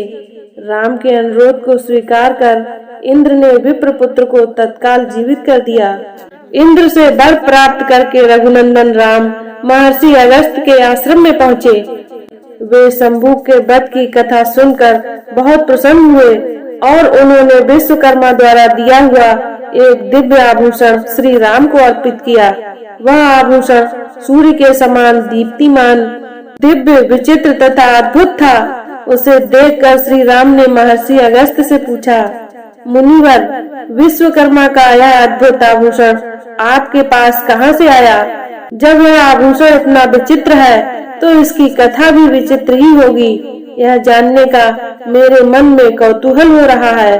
श्री राम की जिज्ञासा और कौतूहल को शांत करने के लिए महर्षि ने कहा, प्राचीन काल में एक बहुत विस्तृत वन था जो चारों ओर से 100 योजन तक फैला हुआ था, परंतु उस वन में कोई प्राणी, पशु पक्षी तक नहीं रहता था। उसमें एक मनोहर सरोवर था। उस स्थान को पूर्णतया एकांत पाकर मैं वहां तपस्या करने के लिए चला गया था। सरोवर के चारों ओर चक्कर लगाने पर मुझे एक पुराना विचित्र आश्रम दिखाई दिया। उसमें एक भी तपस्वी नहीं था। मैंने रात्रि वहीं विश्राम किया। जब मैं प्रातः काल स्नान आदि के लिए सरोवर की ओर जाने लगा तो मुझे सरोवर के तट पर हृष्ट पुष्ट निर्मल शव दिखाई दिया। मैं आश्चर्य से वहां बैठकर उस शव के विषय में विचार करने लगा। थोड़ी देर पश्चात वहां एक दिव्य विमान उतरा जिस पर एक सुंदर देवता विराजमान था। उसके चारों ओर सुंदर वस्त्र आभूषण से अलंकृत अनेक अप्सराएं बैठी थीं। उसमें से कुछ उन पर चंवर डुला रही थीं। फिर वह देवता सहसा विमान से उतरकर उस शव के पास आया और उसने मेरे देखते ही देखते उस शव को खाकर फिर सरोवर में जाकर हाथ मुंह धोने लगा। जब वह पुनः विमान पर चढ़ने लगा तो मैंने उसे रोककर पूछा कि हे तपस्वी पुरुष, कहाँ आपका यह देवोमय सौम्य रूप और कहाँ यह घृणित आहार? मैं इसका रहस्य जानना चाहता हूँ। मेरे विचार में आपको यह घृणित कार्य नहीं करना चाहिए था। मेरी बात सुनकर वह दिव्य पुरुष बोला कि मेरे महायशस्वी पिता विदर्भ देश के पराक्रमी राजा थे। उनका नाम वसुदेव था। उनकी 2 पत्नियां थीं, जिनसे 2 पुत्र उत्पन्न हुए। एक का नाम था श्वेत और दूसरे का नाम था सुथर। मैं श्वेत हूँ। पिता की मृत्यु के बाद मैं राजा बना और धर्मानुकूल राज्य करने लगा। एक दिन मुझे अपनी मृत्यु की तिथि का पता चल गया और मैं सुथर को राज्य देकर इसी वन में तपस्या करने के लिए चला आया। दीर्घ काल तक तपस्या करके मैं ब्रह्मलोक को प्राप्त हुआ, परंतु अपनी भूख प्यास पर विजय प्राप्त न कर सका। जब मैंने ब्रह्मा जी से कहा तो वे बोले कि तुम मृत्यु लोक में जाकर अपने ही शरीर का नित्य भोजन किया करो। यही तुम्हारा उपचार है, क्योंकि तुमने किसी को कभी कोई दान नहीं दिया, केवल तुमने अपने ही शरीर का पोषण किया है। ब्रह्मलोक भी तुम्हें तुम्हारी तपस्या के कारण ही प्राप्त हुआ है। जब कभी महर्षि अगस्त्य उस वन में पधारेंगे तभी तुम्हें भूख प्यास से छुटकारा मिल जाएगा। अब आप मुझे मिल गए हैं, अतएव आप मेरा उद्धार करें और मेरा उद्धार करने के प्रतिदान स्वरूप यह दिव्य आभूषण ग्रहण करें। यह आभूषण दिव्य वस्त्र, स्वर्ण, धन आदि देने वाला है। इसके साथ मैं अपनी संपूर्ण कामनाएं आपको समर्पित कर रहा हूँ। मेरे आभूषण लेते ही राज ऋषि श्वेत पूर्णतः तृप्त होकर स्वर्ग लोक को प्राप्त हुए और वह सौ भी लुप्त हो गया। महर्षि अगस्त्य से श्वेत की कथा सुनकर रामचंद्र ने पूछा, मुनिराज कृपया यह और बताइए कि जिस भयंकर वन में विदर्भराज श्वेत तपस्या करते थे वह वन पशु पक्षियों से रहित क्यों हो गया था। रघुनाथ जी की जिज्ञासा सुनकर महर्षि अगस्त्य ने बताया, सतयुग की बात है, जब इस पृथ्वी पर मनु के पुत्र इक्ष्वाकु राज्य करते थे। राजा इक्ष्वाकु के 100 पुत्र उत्पन्न हुए। उन पुत्रों में सबसे छोटा मूर्ख और उदंड था। इक्ष्वाकु समझ गए कि इस मंद बुद्धि पर कभी न कभी दंडपात अवश्य होगा, इसलिए वे उसे दंड के नाम से पुकारने लगे। जब वह बड़ा हुआ तो पिता ने उसे विंध्य और शैवल पर्वत के बीच का राज्य दे दिया। दंड ने उस स्थान का नाम मधुमंत रखा और शुक्राचार्य को अपना पुरोहित बनाया। एक दिन राजा दंड भ्रमण करता हुआ शुक्राचार्य के आश्रम की ओर जा निकला। वहां उसने शुक्राचार्य की अत्यंत लावण्यमयी कन्या अर्जा को देखा। वह काम पीड़ित होकर उसके साथ बलात्कार करने लगा। जब शुक्राचार्य ने अर्जा की दुर्दशा देखी तो उन्होंने श्राप दिया कि दंड 7 दिन के अंदर अपने पुत्र, सेना आदि सहित नष्ट हो जाए। इंद्र ऐसी भयंकर धूल की वर्षा करेंगे जिससे उसका संपूर्ण राज्य ही नहीं पशु पक्षी तक नष्ट हो जाएंगे। फिर अपनी कन्या से उन्होंने कहा कि तू इसी आश्रम में इस सरोवर के निकट रहकर ईश्वर की आराधना और अपने पाप का प्रायश्चित कर। जो जीव इस अवधि में तेरे पास रहेंगे वे धूल की वर्षा से नष्ट नहीं होंगे। शुक्राचार्य के श्राप के कारण दंड, उसका राज्य और पशु पक्षी आदि सब नष्ट हो गए। तभी से यह भूभाग दंड कारण्य कहलाता है। यह वृतांत सुनकर श्री राम विश्राम करने चले गए। दूसरे दिन प्रातः काल वे वहां से विदा हो गए। एक दिन श्री राम ने भरत और लक्ष्मण को अपने पास बुलाकर कहा, हे भाइयों, मेरी इच्छा राजयूष यज्ञ करने की है, क्योंकि वह राजधर्म की चरम सीमा है। इस यज्ञ से समस्त पाप नष्ट हो जाते हैं तथा अक्षय और अविनाशी फल की प्राप्ति होती है। अतः तुम दोनों विचार करके बताओ कि इस लोक और परलोक के कल्याण के लिए क्या यह यज्ञ उत्तम रहेगा। बड़े भाई के यह वचन सुनकर धर्मात्मा भरत बोले, महाराज, इस पृथ्वी पर सर्वोत्तम धर्म, यश और स्वयं यह पृथ्वी आप में ही प्रतिष्ठित है। आप ही इस संपूर्ण पृथ्वी और इस पर रहने वाले समस्त राजा भी आपको पितृतुल्य मानते हैं। अतः आप ऐसा यज्ञ किस प्रकार कर सकते हैं जिससे इस पृथ्वी के सब राजवंशों और वीरों को हमारे द्वारा संहार करने की आशंका हो। भरत के युक्ति युक्त वचन सुनकर श्री राम बहुत प्रसन्न हुए और बोले, भरत, तुम्हारा सत्य परामर्श धर्म संगत और पृथ्वी की रक्षा करने वाला है। तुम्हारा यह उत्तम कथन स्वीकार कर मैं राजयूष यज्ञ करने की इच्छा त्याग देता हूँ। तत्पश्चात लक्ष्मण बोले, हे रघुनंदन, सब पापों को नष्ट करने वाला तो अश्वमेध यज्ञ भी है। यदि आप यज्ञ करना ही चाहते हैं तो इस यज्ञ को कीजिए। महात्मा इंद्र के विषय में यह प्राचीन वृतांत सुनने में आता है कि जब इंद्र को ब्रह्म हत्या लगी थी तब वे अश्वमेध यज्ञ करके ही पवित्र हुए थे। श्री राम द्वारा पूरी कथा पूछने पर लक्ष्मण बोले, प्राचीन काल में वृत्रासुर नाम असुर पृथ्वी पर पूर्ण धार्मिक निष्ठा से राज्य करता था।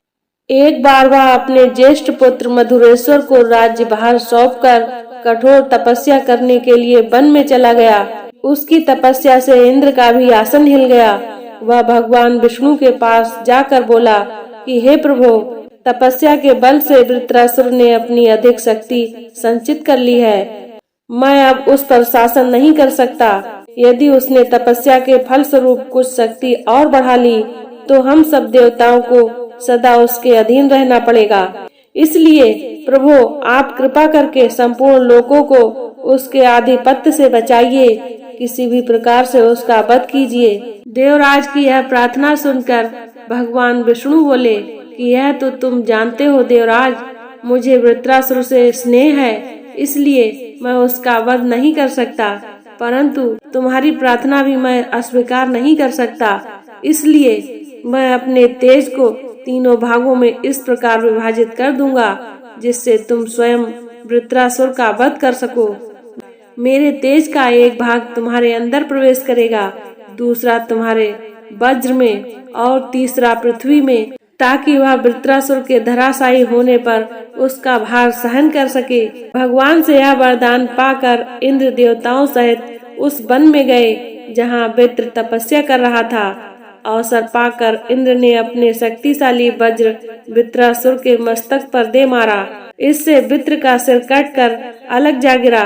सिर कटते ही इंद्र सोचने लगे, मैंने एक निरपराध व्यक्ति की हत्या करके भारी पाप किया है। यह सोचकर वे किसी अंधकारमय स्थान में जाकर प्रायश्चित करने लगे। इंद्र के लोप हो जाने पर देवताओं ने विष्णु भगवान से प्रार्थना की कि हे दीन बंधु, वृत्रासुर मारा तो आपके तेज से गया है, परंतु ब्रह्म हत्या का पाप इंद्र को भुगतना पड़ रहा है, इसलिए आप उनके उद्धार का कोई उपाय बताइए। यह सुनकर विष्णु बोले कि यदि इंद्र अश्वमेध यज्ञ करके मुझ यज्ञ स्वरूप की आराधना करेंगे तो निष्पाप होकर देवेंद्र पद को प्राप्त कर लेंगे। इंद्र ने ऐसा ही किया और अश्वमेध के प्रताप से उन्होंने ब्रह्म हत्या से मुक्ति प्राप्त की। जब लक्ष्मण ने अश्वमेध यज्ञ के लिए विशेष आग्रह किया तो श्री रामचंद्र जी अत्यंत प्रसन्न हुए और बोले, हे सौम्य, इस विषय में मैं तुम्हें राजा इल की कथा सुनाता हूँ। प्रजापति कदर्म के पुत्र इल वाहलिक देश के राजा थे। एक समय शिकार खेलते हुए उस स्थान पर जा पहुँचे जहाँ स्वामी कार्तिकेय का जन्म हुआ था और भगवान शंकर अपने सेवकों के साथ पार्वती का मनोरंजन कर रहे थे। उस प्रदेश में शिव की माया से सभी प्राणी स्त्री वर्ग के हो गए थे। नर पशु पक्षी या मनुष्य कोई भी दृष्टिगत नहीं होता था। राजा इल ने भी सैनिकों सहित स्वयं को वहां स्त्री रूप में परिवर्तित होते हुए देखा। इससे भयभीत होकर वे शंकर जी के शरणागत हुए और उनसे पुरुषत्व प्रदान करने की प्रार्थना करने लगे। जब भगवान शंकर ने उनकी प्रार्थना स्वीकार नहीं की तो उन्होंने व्याकुल होकर गिड़गिड़ाकर उमा से प्रार्थना की। इससे प्रसन्न होकर उमा ने कहा कि मैं भगवान शंकर की केवल अर्धांगिनी हूँ, इसलिए मैं तुम्हारे जीवन के केवल आधे काल के लिए पुरुष बना सकती हूँ। बोलो, तुम अपनी आयु के पूर्वार्ध के लिए पुरुषत्व चाहते हो या ऊर्ध्वार्ध के लिए? इल कुछ क्षण सोचकर बोले कि हे देवी, ऐसा कीजिए कि मैं 1 मास पुरुष और 1 मास स्त्री रहा करूं। पार्वती ने तथास्तु कहकर उनकी इच्छा पूरी कर दी। इस वरदान के फल स्वरूप इल प्रथम मास में त्रिभुवन सुंदरी नारी बन गए तथा इल से इला कहलाने लगे। इल उक्त क्षेत्र से निकलकर उस सरोवर पर पहुँचे जहाँ सोमपुत्र बुद्ध तपस्या कर रहे थे। इला पर दृष्टि पड़ते ही बुद्ध उस पर आसक्त हो गए और उसके साथ रमण करने लगे। उन्होंने राजा के साथ आए स्त्री रूपी सैनिकों का वृतांत जानकर किंगपुरुषी होकर पर्वत के किनारे रहने का निर्देश दिया। उन्होंने आग्रह करके इल को 1 वर्ष के लिए वहीं रोक लिया। 1 मास पश्चात इला ने इल के रूप में पुरुषत्व प्राप्त किया। अगले मास में वे फिर नारी बन गए। इसी प्रकार यह क्रम चलता रहा और 9वें मास में इला ने पूर्वा को जन्म दिया। अंत में इल को इस रूप परिवर्तन से मुक्ति दिलाने के लिए बुद्ध ने महात्माओं से विचार विमर्श करके शिव जी को विशेष प्रिय लगने वाला अश्वमेध यज्ञ कराया। इससे प्रसन्न होकर शिव जी ने राजा इल को स्थायी रूप से पुरुषत्व प्रदान किया। श्री रामचंद्र जी बोले, हे महाबाहु, वास्तव में अश्वमेध यज्ञ अमित प्रभाव वाला है। सब भाइयों के आग्रह को मानकर रामचंद्र जी ने वशिष्ठ, वामदेव, जाबाली, कश्यप आदि ऋषियों को बुलाकर परामर्श किया। उनकी स्वीकृति मिल जाने पर वानर राज सुग्रीव को संदेश भेजा गया कि वे विशाल सेना के साथ यज्ञोत्सव में भाग लेने के लिए आएं। फिर विभीषण सहित अन्य राजा महाराजाओं को भी इसी प्रकार के संदेश और निमंत्रण भेजे गए। संसार भर के ऋषि महर्षियों को भी सपरिवार आमंत्रित किया गया। कुशल कलाकारों द्वारा नैमिषारण्य में गोमती तट पर विशाल एवं कलापूर्ण यज्ञ मंडप बनाने की व्यवस्था की गई। विशाल हवन सामग्री के साथ आगंतुकों के भोजन, निवास आदि के लिए बहुत बड़े पैमाने पर प्रबंध किया गया। नैमिषारण्य में दूर दूर तक बड़े बड़े बाजार लगवाए गए। सीता की स्वर्णमय प्रतिमा बनवाई गई। लक्ष्मण को एक विशाल सेना और शुभ लक्षणों से संपन्न कृष्णवर्ण अश्व के साथ विश्व भ्रमण के लिए भेजा गया। देश देश के राजाओं ने श्री राम को अद्भुत उपहार भेंट करके अपने पूर्ण सहयोग का आश्वासन दिया। आगत याचकों को मनचाही वस्तुएं संकेत मात्र से ही दी जा रही थी। उस यज्ञ को देखकर ऋषि मुनियों का कहना था कि ऐसा यज्ञ पहले कभी नहीं हुआ। यह यज्ञ 1 वर्ष से भी अधिक समय तक चलता रहा। इस यज्ञ में सम्मिलित होने के लिए महर्षि वाल्मीकि भी अपने शिष्यों सहित पधारे। जब उनके निवास की समुचित व्यवस्था हो गई तो उन्होंने अपने 2 शिष्यों लव और कुश को आज्ञा दी कि वे दोनों भाई नगर में सर्वत्र घूमकर रामायण काव्य का गान करें। उनसे यह भी कहा गया कि जब तुमसे कोई पूछे कि तुम किसके पुत्र हो तो तुम केवल इतना कहना कि हम ऋषि वाल्मीकि के शिष्य हैं। यह आदेश पाकर सीता के दोनों पुत्र रामायण का स्वर गान करने के लिए चल पड़े। जब लव कुश अपने रामायण गान से पूर्ववासियों एवं आगंतुकों का मन मोहने लगे, तब एक दिन श्री राम ने उन दोनों बालकों को अपनी राजसभा में बुलाया। उस समय राजसभा में श्रेष्ठ न्यायिक दर्शन एवं कल्प सूत्र के विद्वान, संगीत तथा छंद कला मर्मज्ञ, विभिन्न शास्त्रों के ज्ञाता, ब्रह्मवेत्ता आदि मनीषी विद्यमान थे।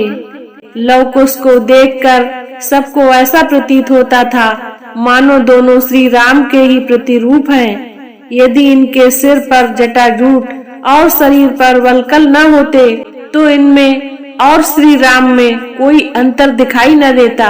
दोनों भाइयों ने दोपहर तक प्रारंभिक 20 सर्गों का गान किया और उस दिन का कार्यक्रम समाप्त किया। पाठ समाप्त होने पर श्री राम ने भरत को आदेश दिया कि दोनों भाइयों को 18,000 स्वर्ण मुद्राएं दी जाएं, किंतु लव कुश ने उसे लेने से इनकार कर दिया और कहा कि हम वनवासी हैं, हमें धन की क्या आवश्यकता है। इससे श्री राम सहित सब श्रोताओं को भारी आश्चर्य हुआ। उन्होंने पूछा, यह काव्य किसने लिखा है और इसमें कितने श्लोक हैं? यह सुनकर उन मुनि कुमारों ने बताया, महर्षि वाल्मीकि ने इस काव्य की रचना की है। इसमें 24,000 श्लोक और 100 उपाख्यान हैं। इसमें कुल 5 सर्ग और 6 कांड हैं। इसके अतिरिक्त उत्तर कांड इसका 7वां कांड है।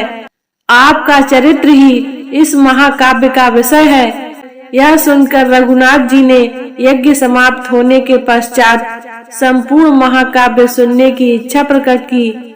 इस काव्य कथा को सुनकर उन्हें पता चला कि कुश और लव सीता के ही सुपुत्र हैं। सीता के त्याग और तपस्या का वृतांत सुनकर श्री रामचंद्र जी ने अपने विशिष्ट दूत के द्वारा महर्षि वाल्मीकि के पास संदेश भिजवाया। यदि सीता का चरित्र शुद्ध है और वे आपकी अनुमति ले यहाँ आकर जन समुदाय में अपनी शुद्धता प्रमाणित करें और मेरा कलंक दूर करने के लिए शपथ करें तो मैं उनका स्वागत करूंगा। यह संदेश सुनकर वाल्मीकि जी ने कहलवाया, ऐसा ही होगा। सीता वही करेंगी जो श्री राम चाहेंगे, क्योंकि पति स्त्री के लिए परमात्मा होता है। यह उत्तर पाकर सीता शपथ के अवसर पर राजा राम ने सब ऋषि मुनियों नगरवासियों आदि को उस समय सभागार में उपस्थित रहने के लिए निमंत्रित किया। दूसरे दिन सीता जी का शपथ ग्रहण देखने के लिए नाना देशों से पधारे ऋषि मुनि, विद्वान नागरिक सहस्त्रों की संख्या में उस सभा भवन में आकर उपस्थित हो गए। निश्चित समय पर वाल्मीकि सीता को लेकर आए। आगे आगे महर्षि वाल्मीकि थे और उनके पीछे दोनों हाथ जोड़े नेत्रों में आंसू बहाती सीता आ रही थी। वे अपने मन ही मन श्री राम का चिंतन कर रही थी। उस समय महर्षि के पीछे आती हुई सीता इस प्रकार जान पड़ रही थी, मानो सृष्टिकर्ता ब्रह्मा जी के पीछे श्रुति चली आ रही हो। कासाय वस्त्र धारिणी सीता की दीनहीन दशा देखकर वहां उपस्थित सभी लोगों का हृदय दुख से भर आया और वे शोक से विकल हो आंसू बहाने लगे।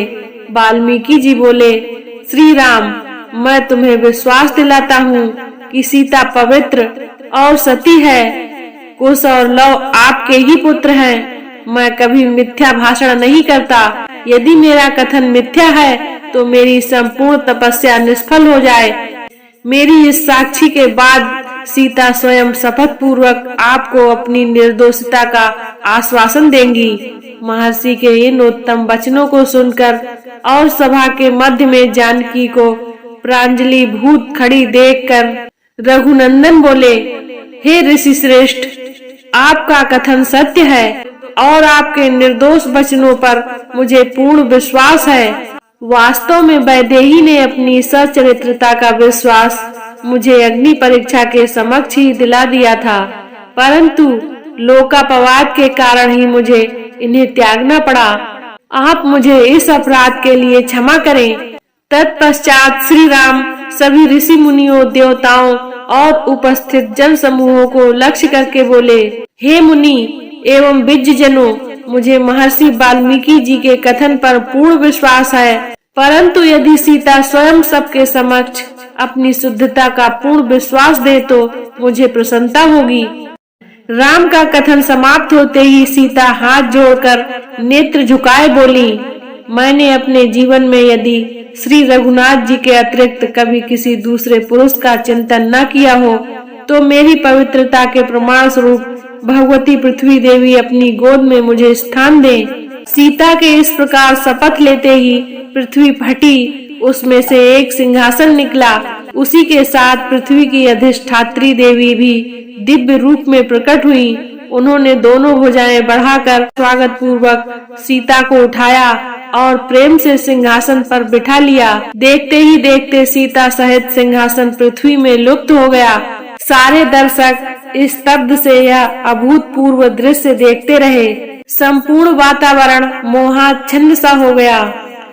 यज्ञ की समाप्ति पर सुग्रीव, विभीषण आदि सहित राजाओं तथा ऋषि मुनियों एवं निमंत्रित जनों को अयोध्यापति राम ने सब प्रकार से संतुष्ट कर विदा किया।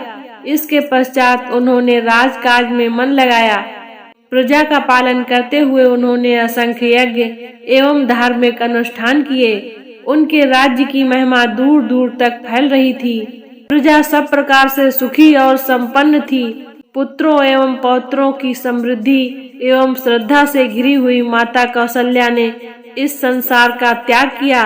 उनकी मृत्यु के पश्चात कैकेयी, सुमित्रा भी परलोकगामिनी हो गईं।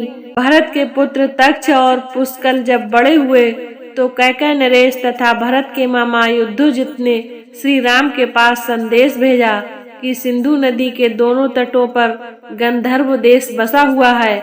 उस प्रदेश में गंधर्व राज शैलूष अपने 3 करोड़ पराक्रमी गंधर्वों के साथ राज्य करते हैं। यदि आप उस प्रदेश को जीतकर सिंधु देश के दोनों ओर के प्रांतों को तक्ष और पुष्कल को सौंप दें तो अति उत्तम होगा। कैकेय नरेश की आज्ञा को सिरोधार्य कर श्री राम ने भरत को गंधर्व देश पर आक्रमण का आदेश दिया। कैकेय नरेश युद्धोजित भी अपनी सेना लेकर भरत के साथ आ मिले। दोनों सेनाओं ने मिलकर गंधर्वों की राजधानी पर धावा बोल दिया। दोनों ओर की सेनाएं भयंकर गर्जन तर्जन करती हुई परस्पर युद्ध करने लगी। देखते देखते समर भूमि में रक्त की नदियां बह गईं। सैनिकों के रुंड मुंड उस शोणित सरता में जल जंतुओं की भांति बहते दिखाई देने लगे। 7 दिन तक यह भयानक युद्ध चलता रहा। अंतिम दिन वीर भरत ने संवर्त नामक अस्त्र का प्रयोग करके गंधर्व सेना का सर्वनाश कर दिया। इस प्रकार गंधर्वों को परास्त कर भरत ने 2 सुंदर नगरों की स्थापना की। एक का नाम तक्षशिला रखा और तक्ष को वहां का राजा बनाया। दूसरे का नाम पुष्कलावत रखकर उसे पुष्कल को सौंप दिया। नए अधिपतियों के अनुशासन में दोनों नगरों ने अभूतपूर्व उन्नति की। 5 वर्ष के पश्चात भरत अयोध्या लौट आए। इसके पश्चात श्री रामचंद्र ने भरत के परामर्श से लक्ष्मण के पुत्र अंगद के लिए कारुमथ में और चंद्रकांत के लिए चंद्रकांत नगर का निर्माण किया और उन्हें वहां का राजा बनाया। राजकाज के समुचित व्यवस्था करने के लिए उन्होंने अंगद के साथ लक्ष्मण को और चंद्रकांत के साथ भरत को भेजा और 1 वर्ष तक वहां का समुचित प्रबंध करके अयोध्या लौट आए। जब इस प्रकार राज्य करते हुए श्री रघुनाथ जी को बहुत वर्ष व्यतीत हो गए, तब एक दिन काल तपस्वी के वेश में राजद्वार पर आया।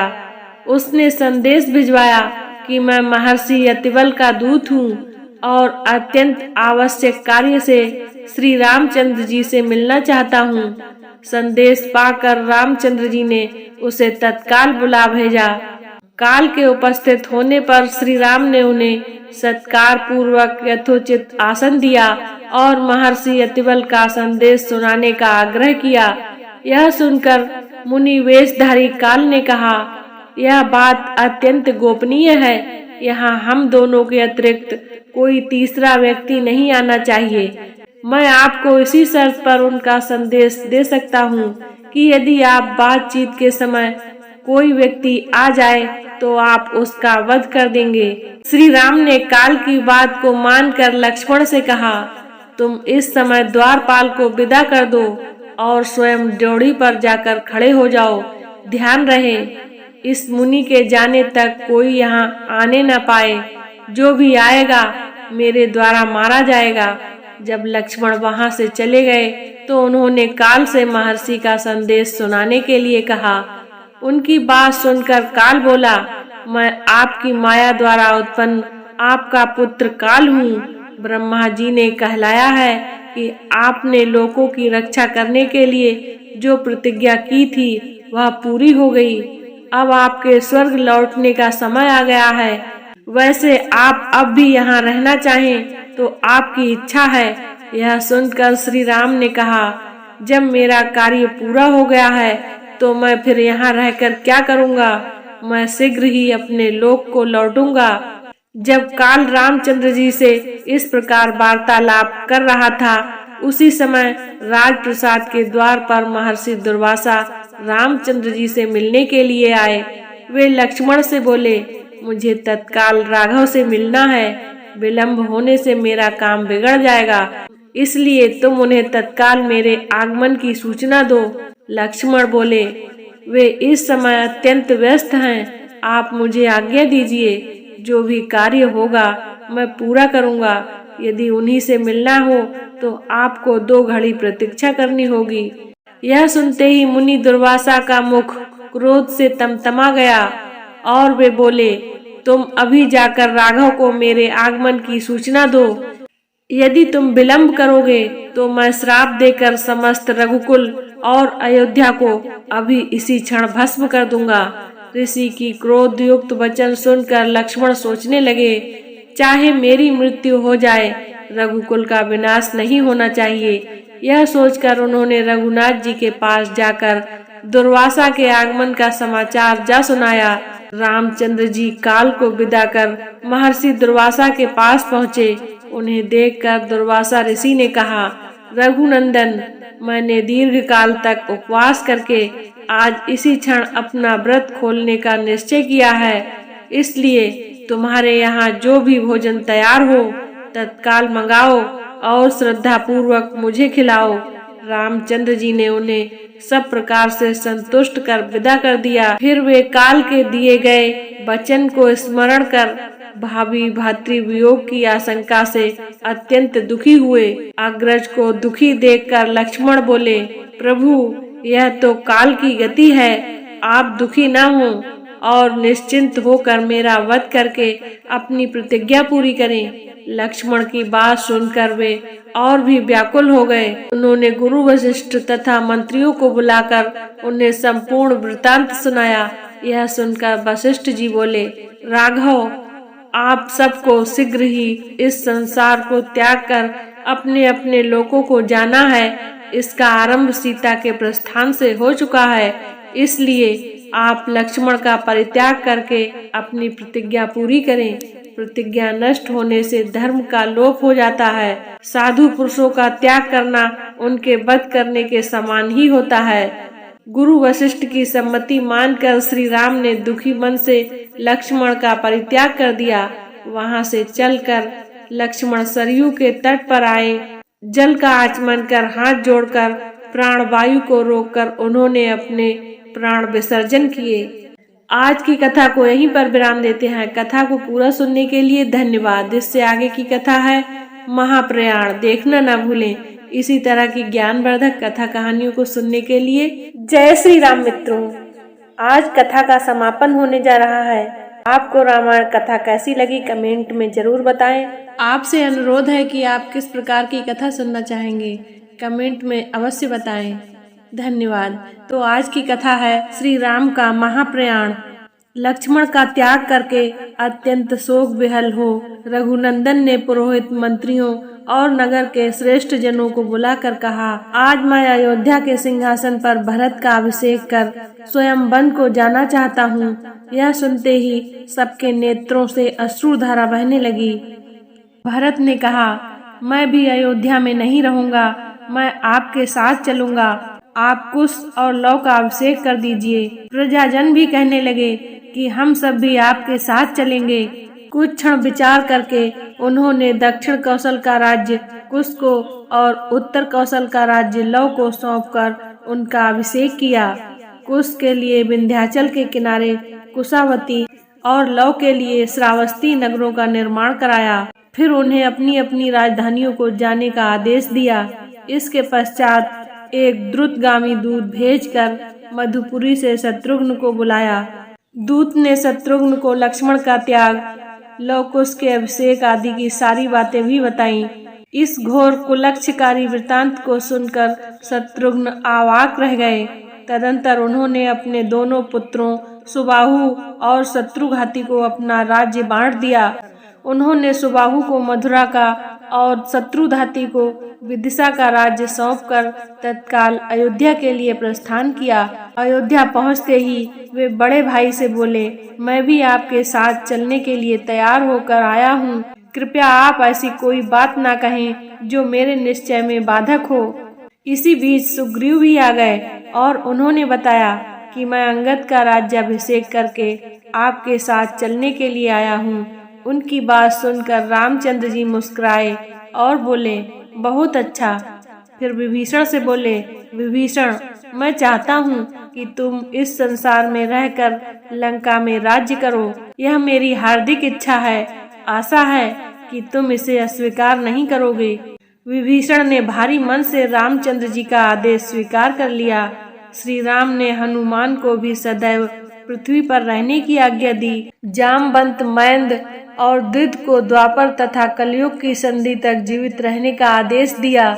अगले दिन प्रातः काल होने पर धर्म प्रतिज्ञ श्री रामचंद्र जी ने गुरु वशिष्ठ जी की आज्ञा से महाप्रस्थानोचित सविधि सब कृत्य कर्म किए।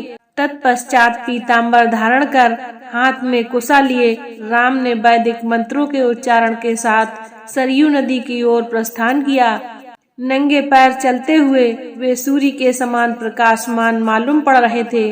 उस समय उनके दक्षिण भाग में साक्षात लक्ष्मी, वाम भाग में भूदेवी और उनके समक्ष संहार शक्ति चल रही थी। उनके साथ बड़े बड़े ऋषि मुनि और समस्त ब्राह्मण मंडली थी। वे सब स्वर्ग का द्वार खुला देखकर उनके साथ चले जा रहे थे। उनके साथ उनके राजमहल के सभी बाल वृद्ध स्त्री पुरुष भी चले आ रहे थे। भरत व शत्रुघ्न भी अपने अपने रनवासों के साथ श्री राम के संग संग चल रहे थे। सब मंत्री तथा सेवक गण अपने परिवारों सहित उनके पीछे पीछे हो लिए। उन सब के पीछे मानो सारी अयोध्या ही चल रही थी। मस्त रीछ और बानर भी किलकारियां मारते, उछलते कूदते दौड़ते हुए चले आ रहे थे।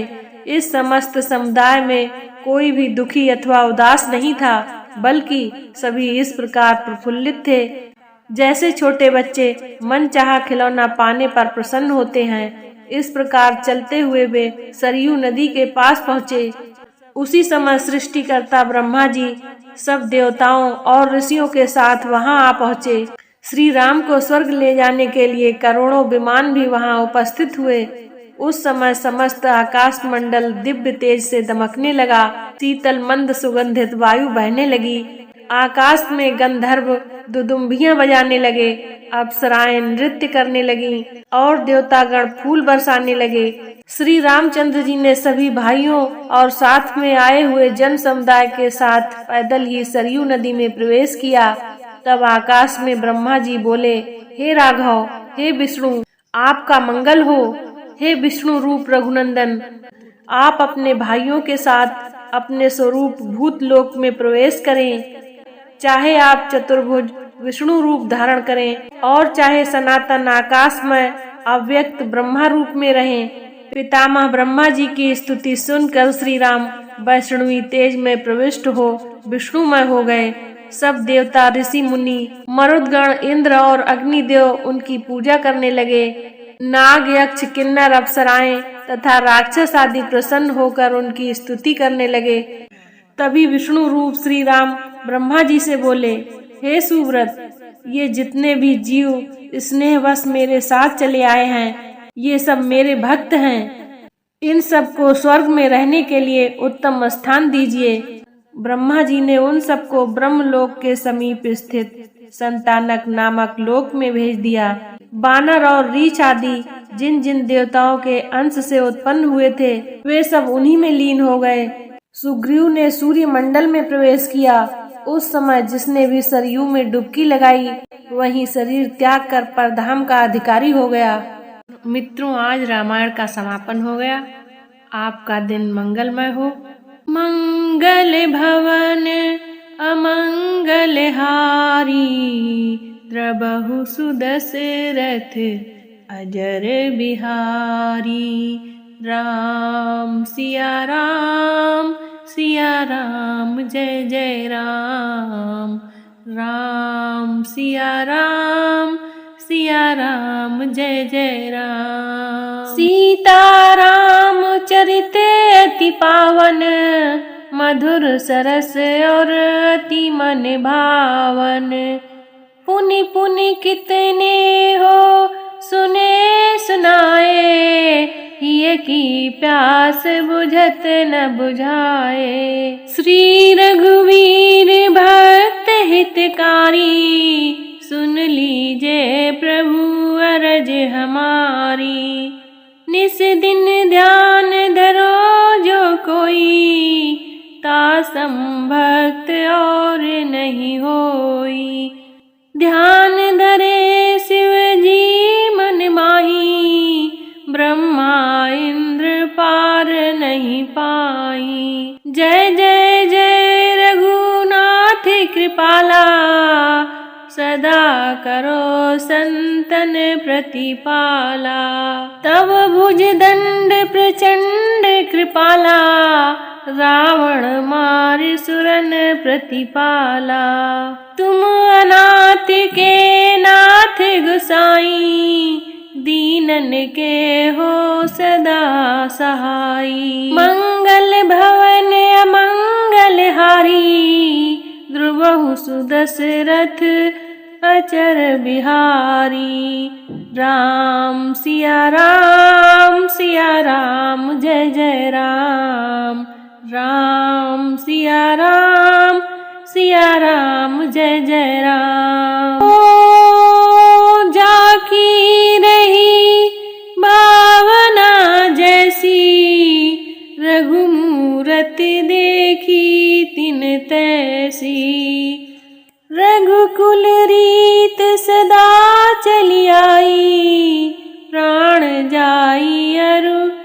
बचन न जाई। राम सिया राम जय जय राम। राम सिया राम जय जय राम। मित्रों, आज मुझे बहुत खुशी हो रही है कि बिना किसी विघ्न के रामायण समाप्त हो गई। आपने मुझे पसंद किया, मेरी आवाज़ को पसंद किया, आपको बहुत बहुत धन्यवाद।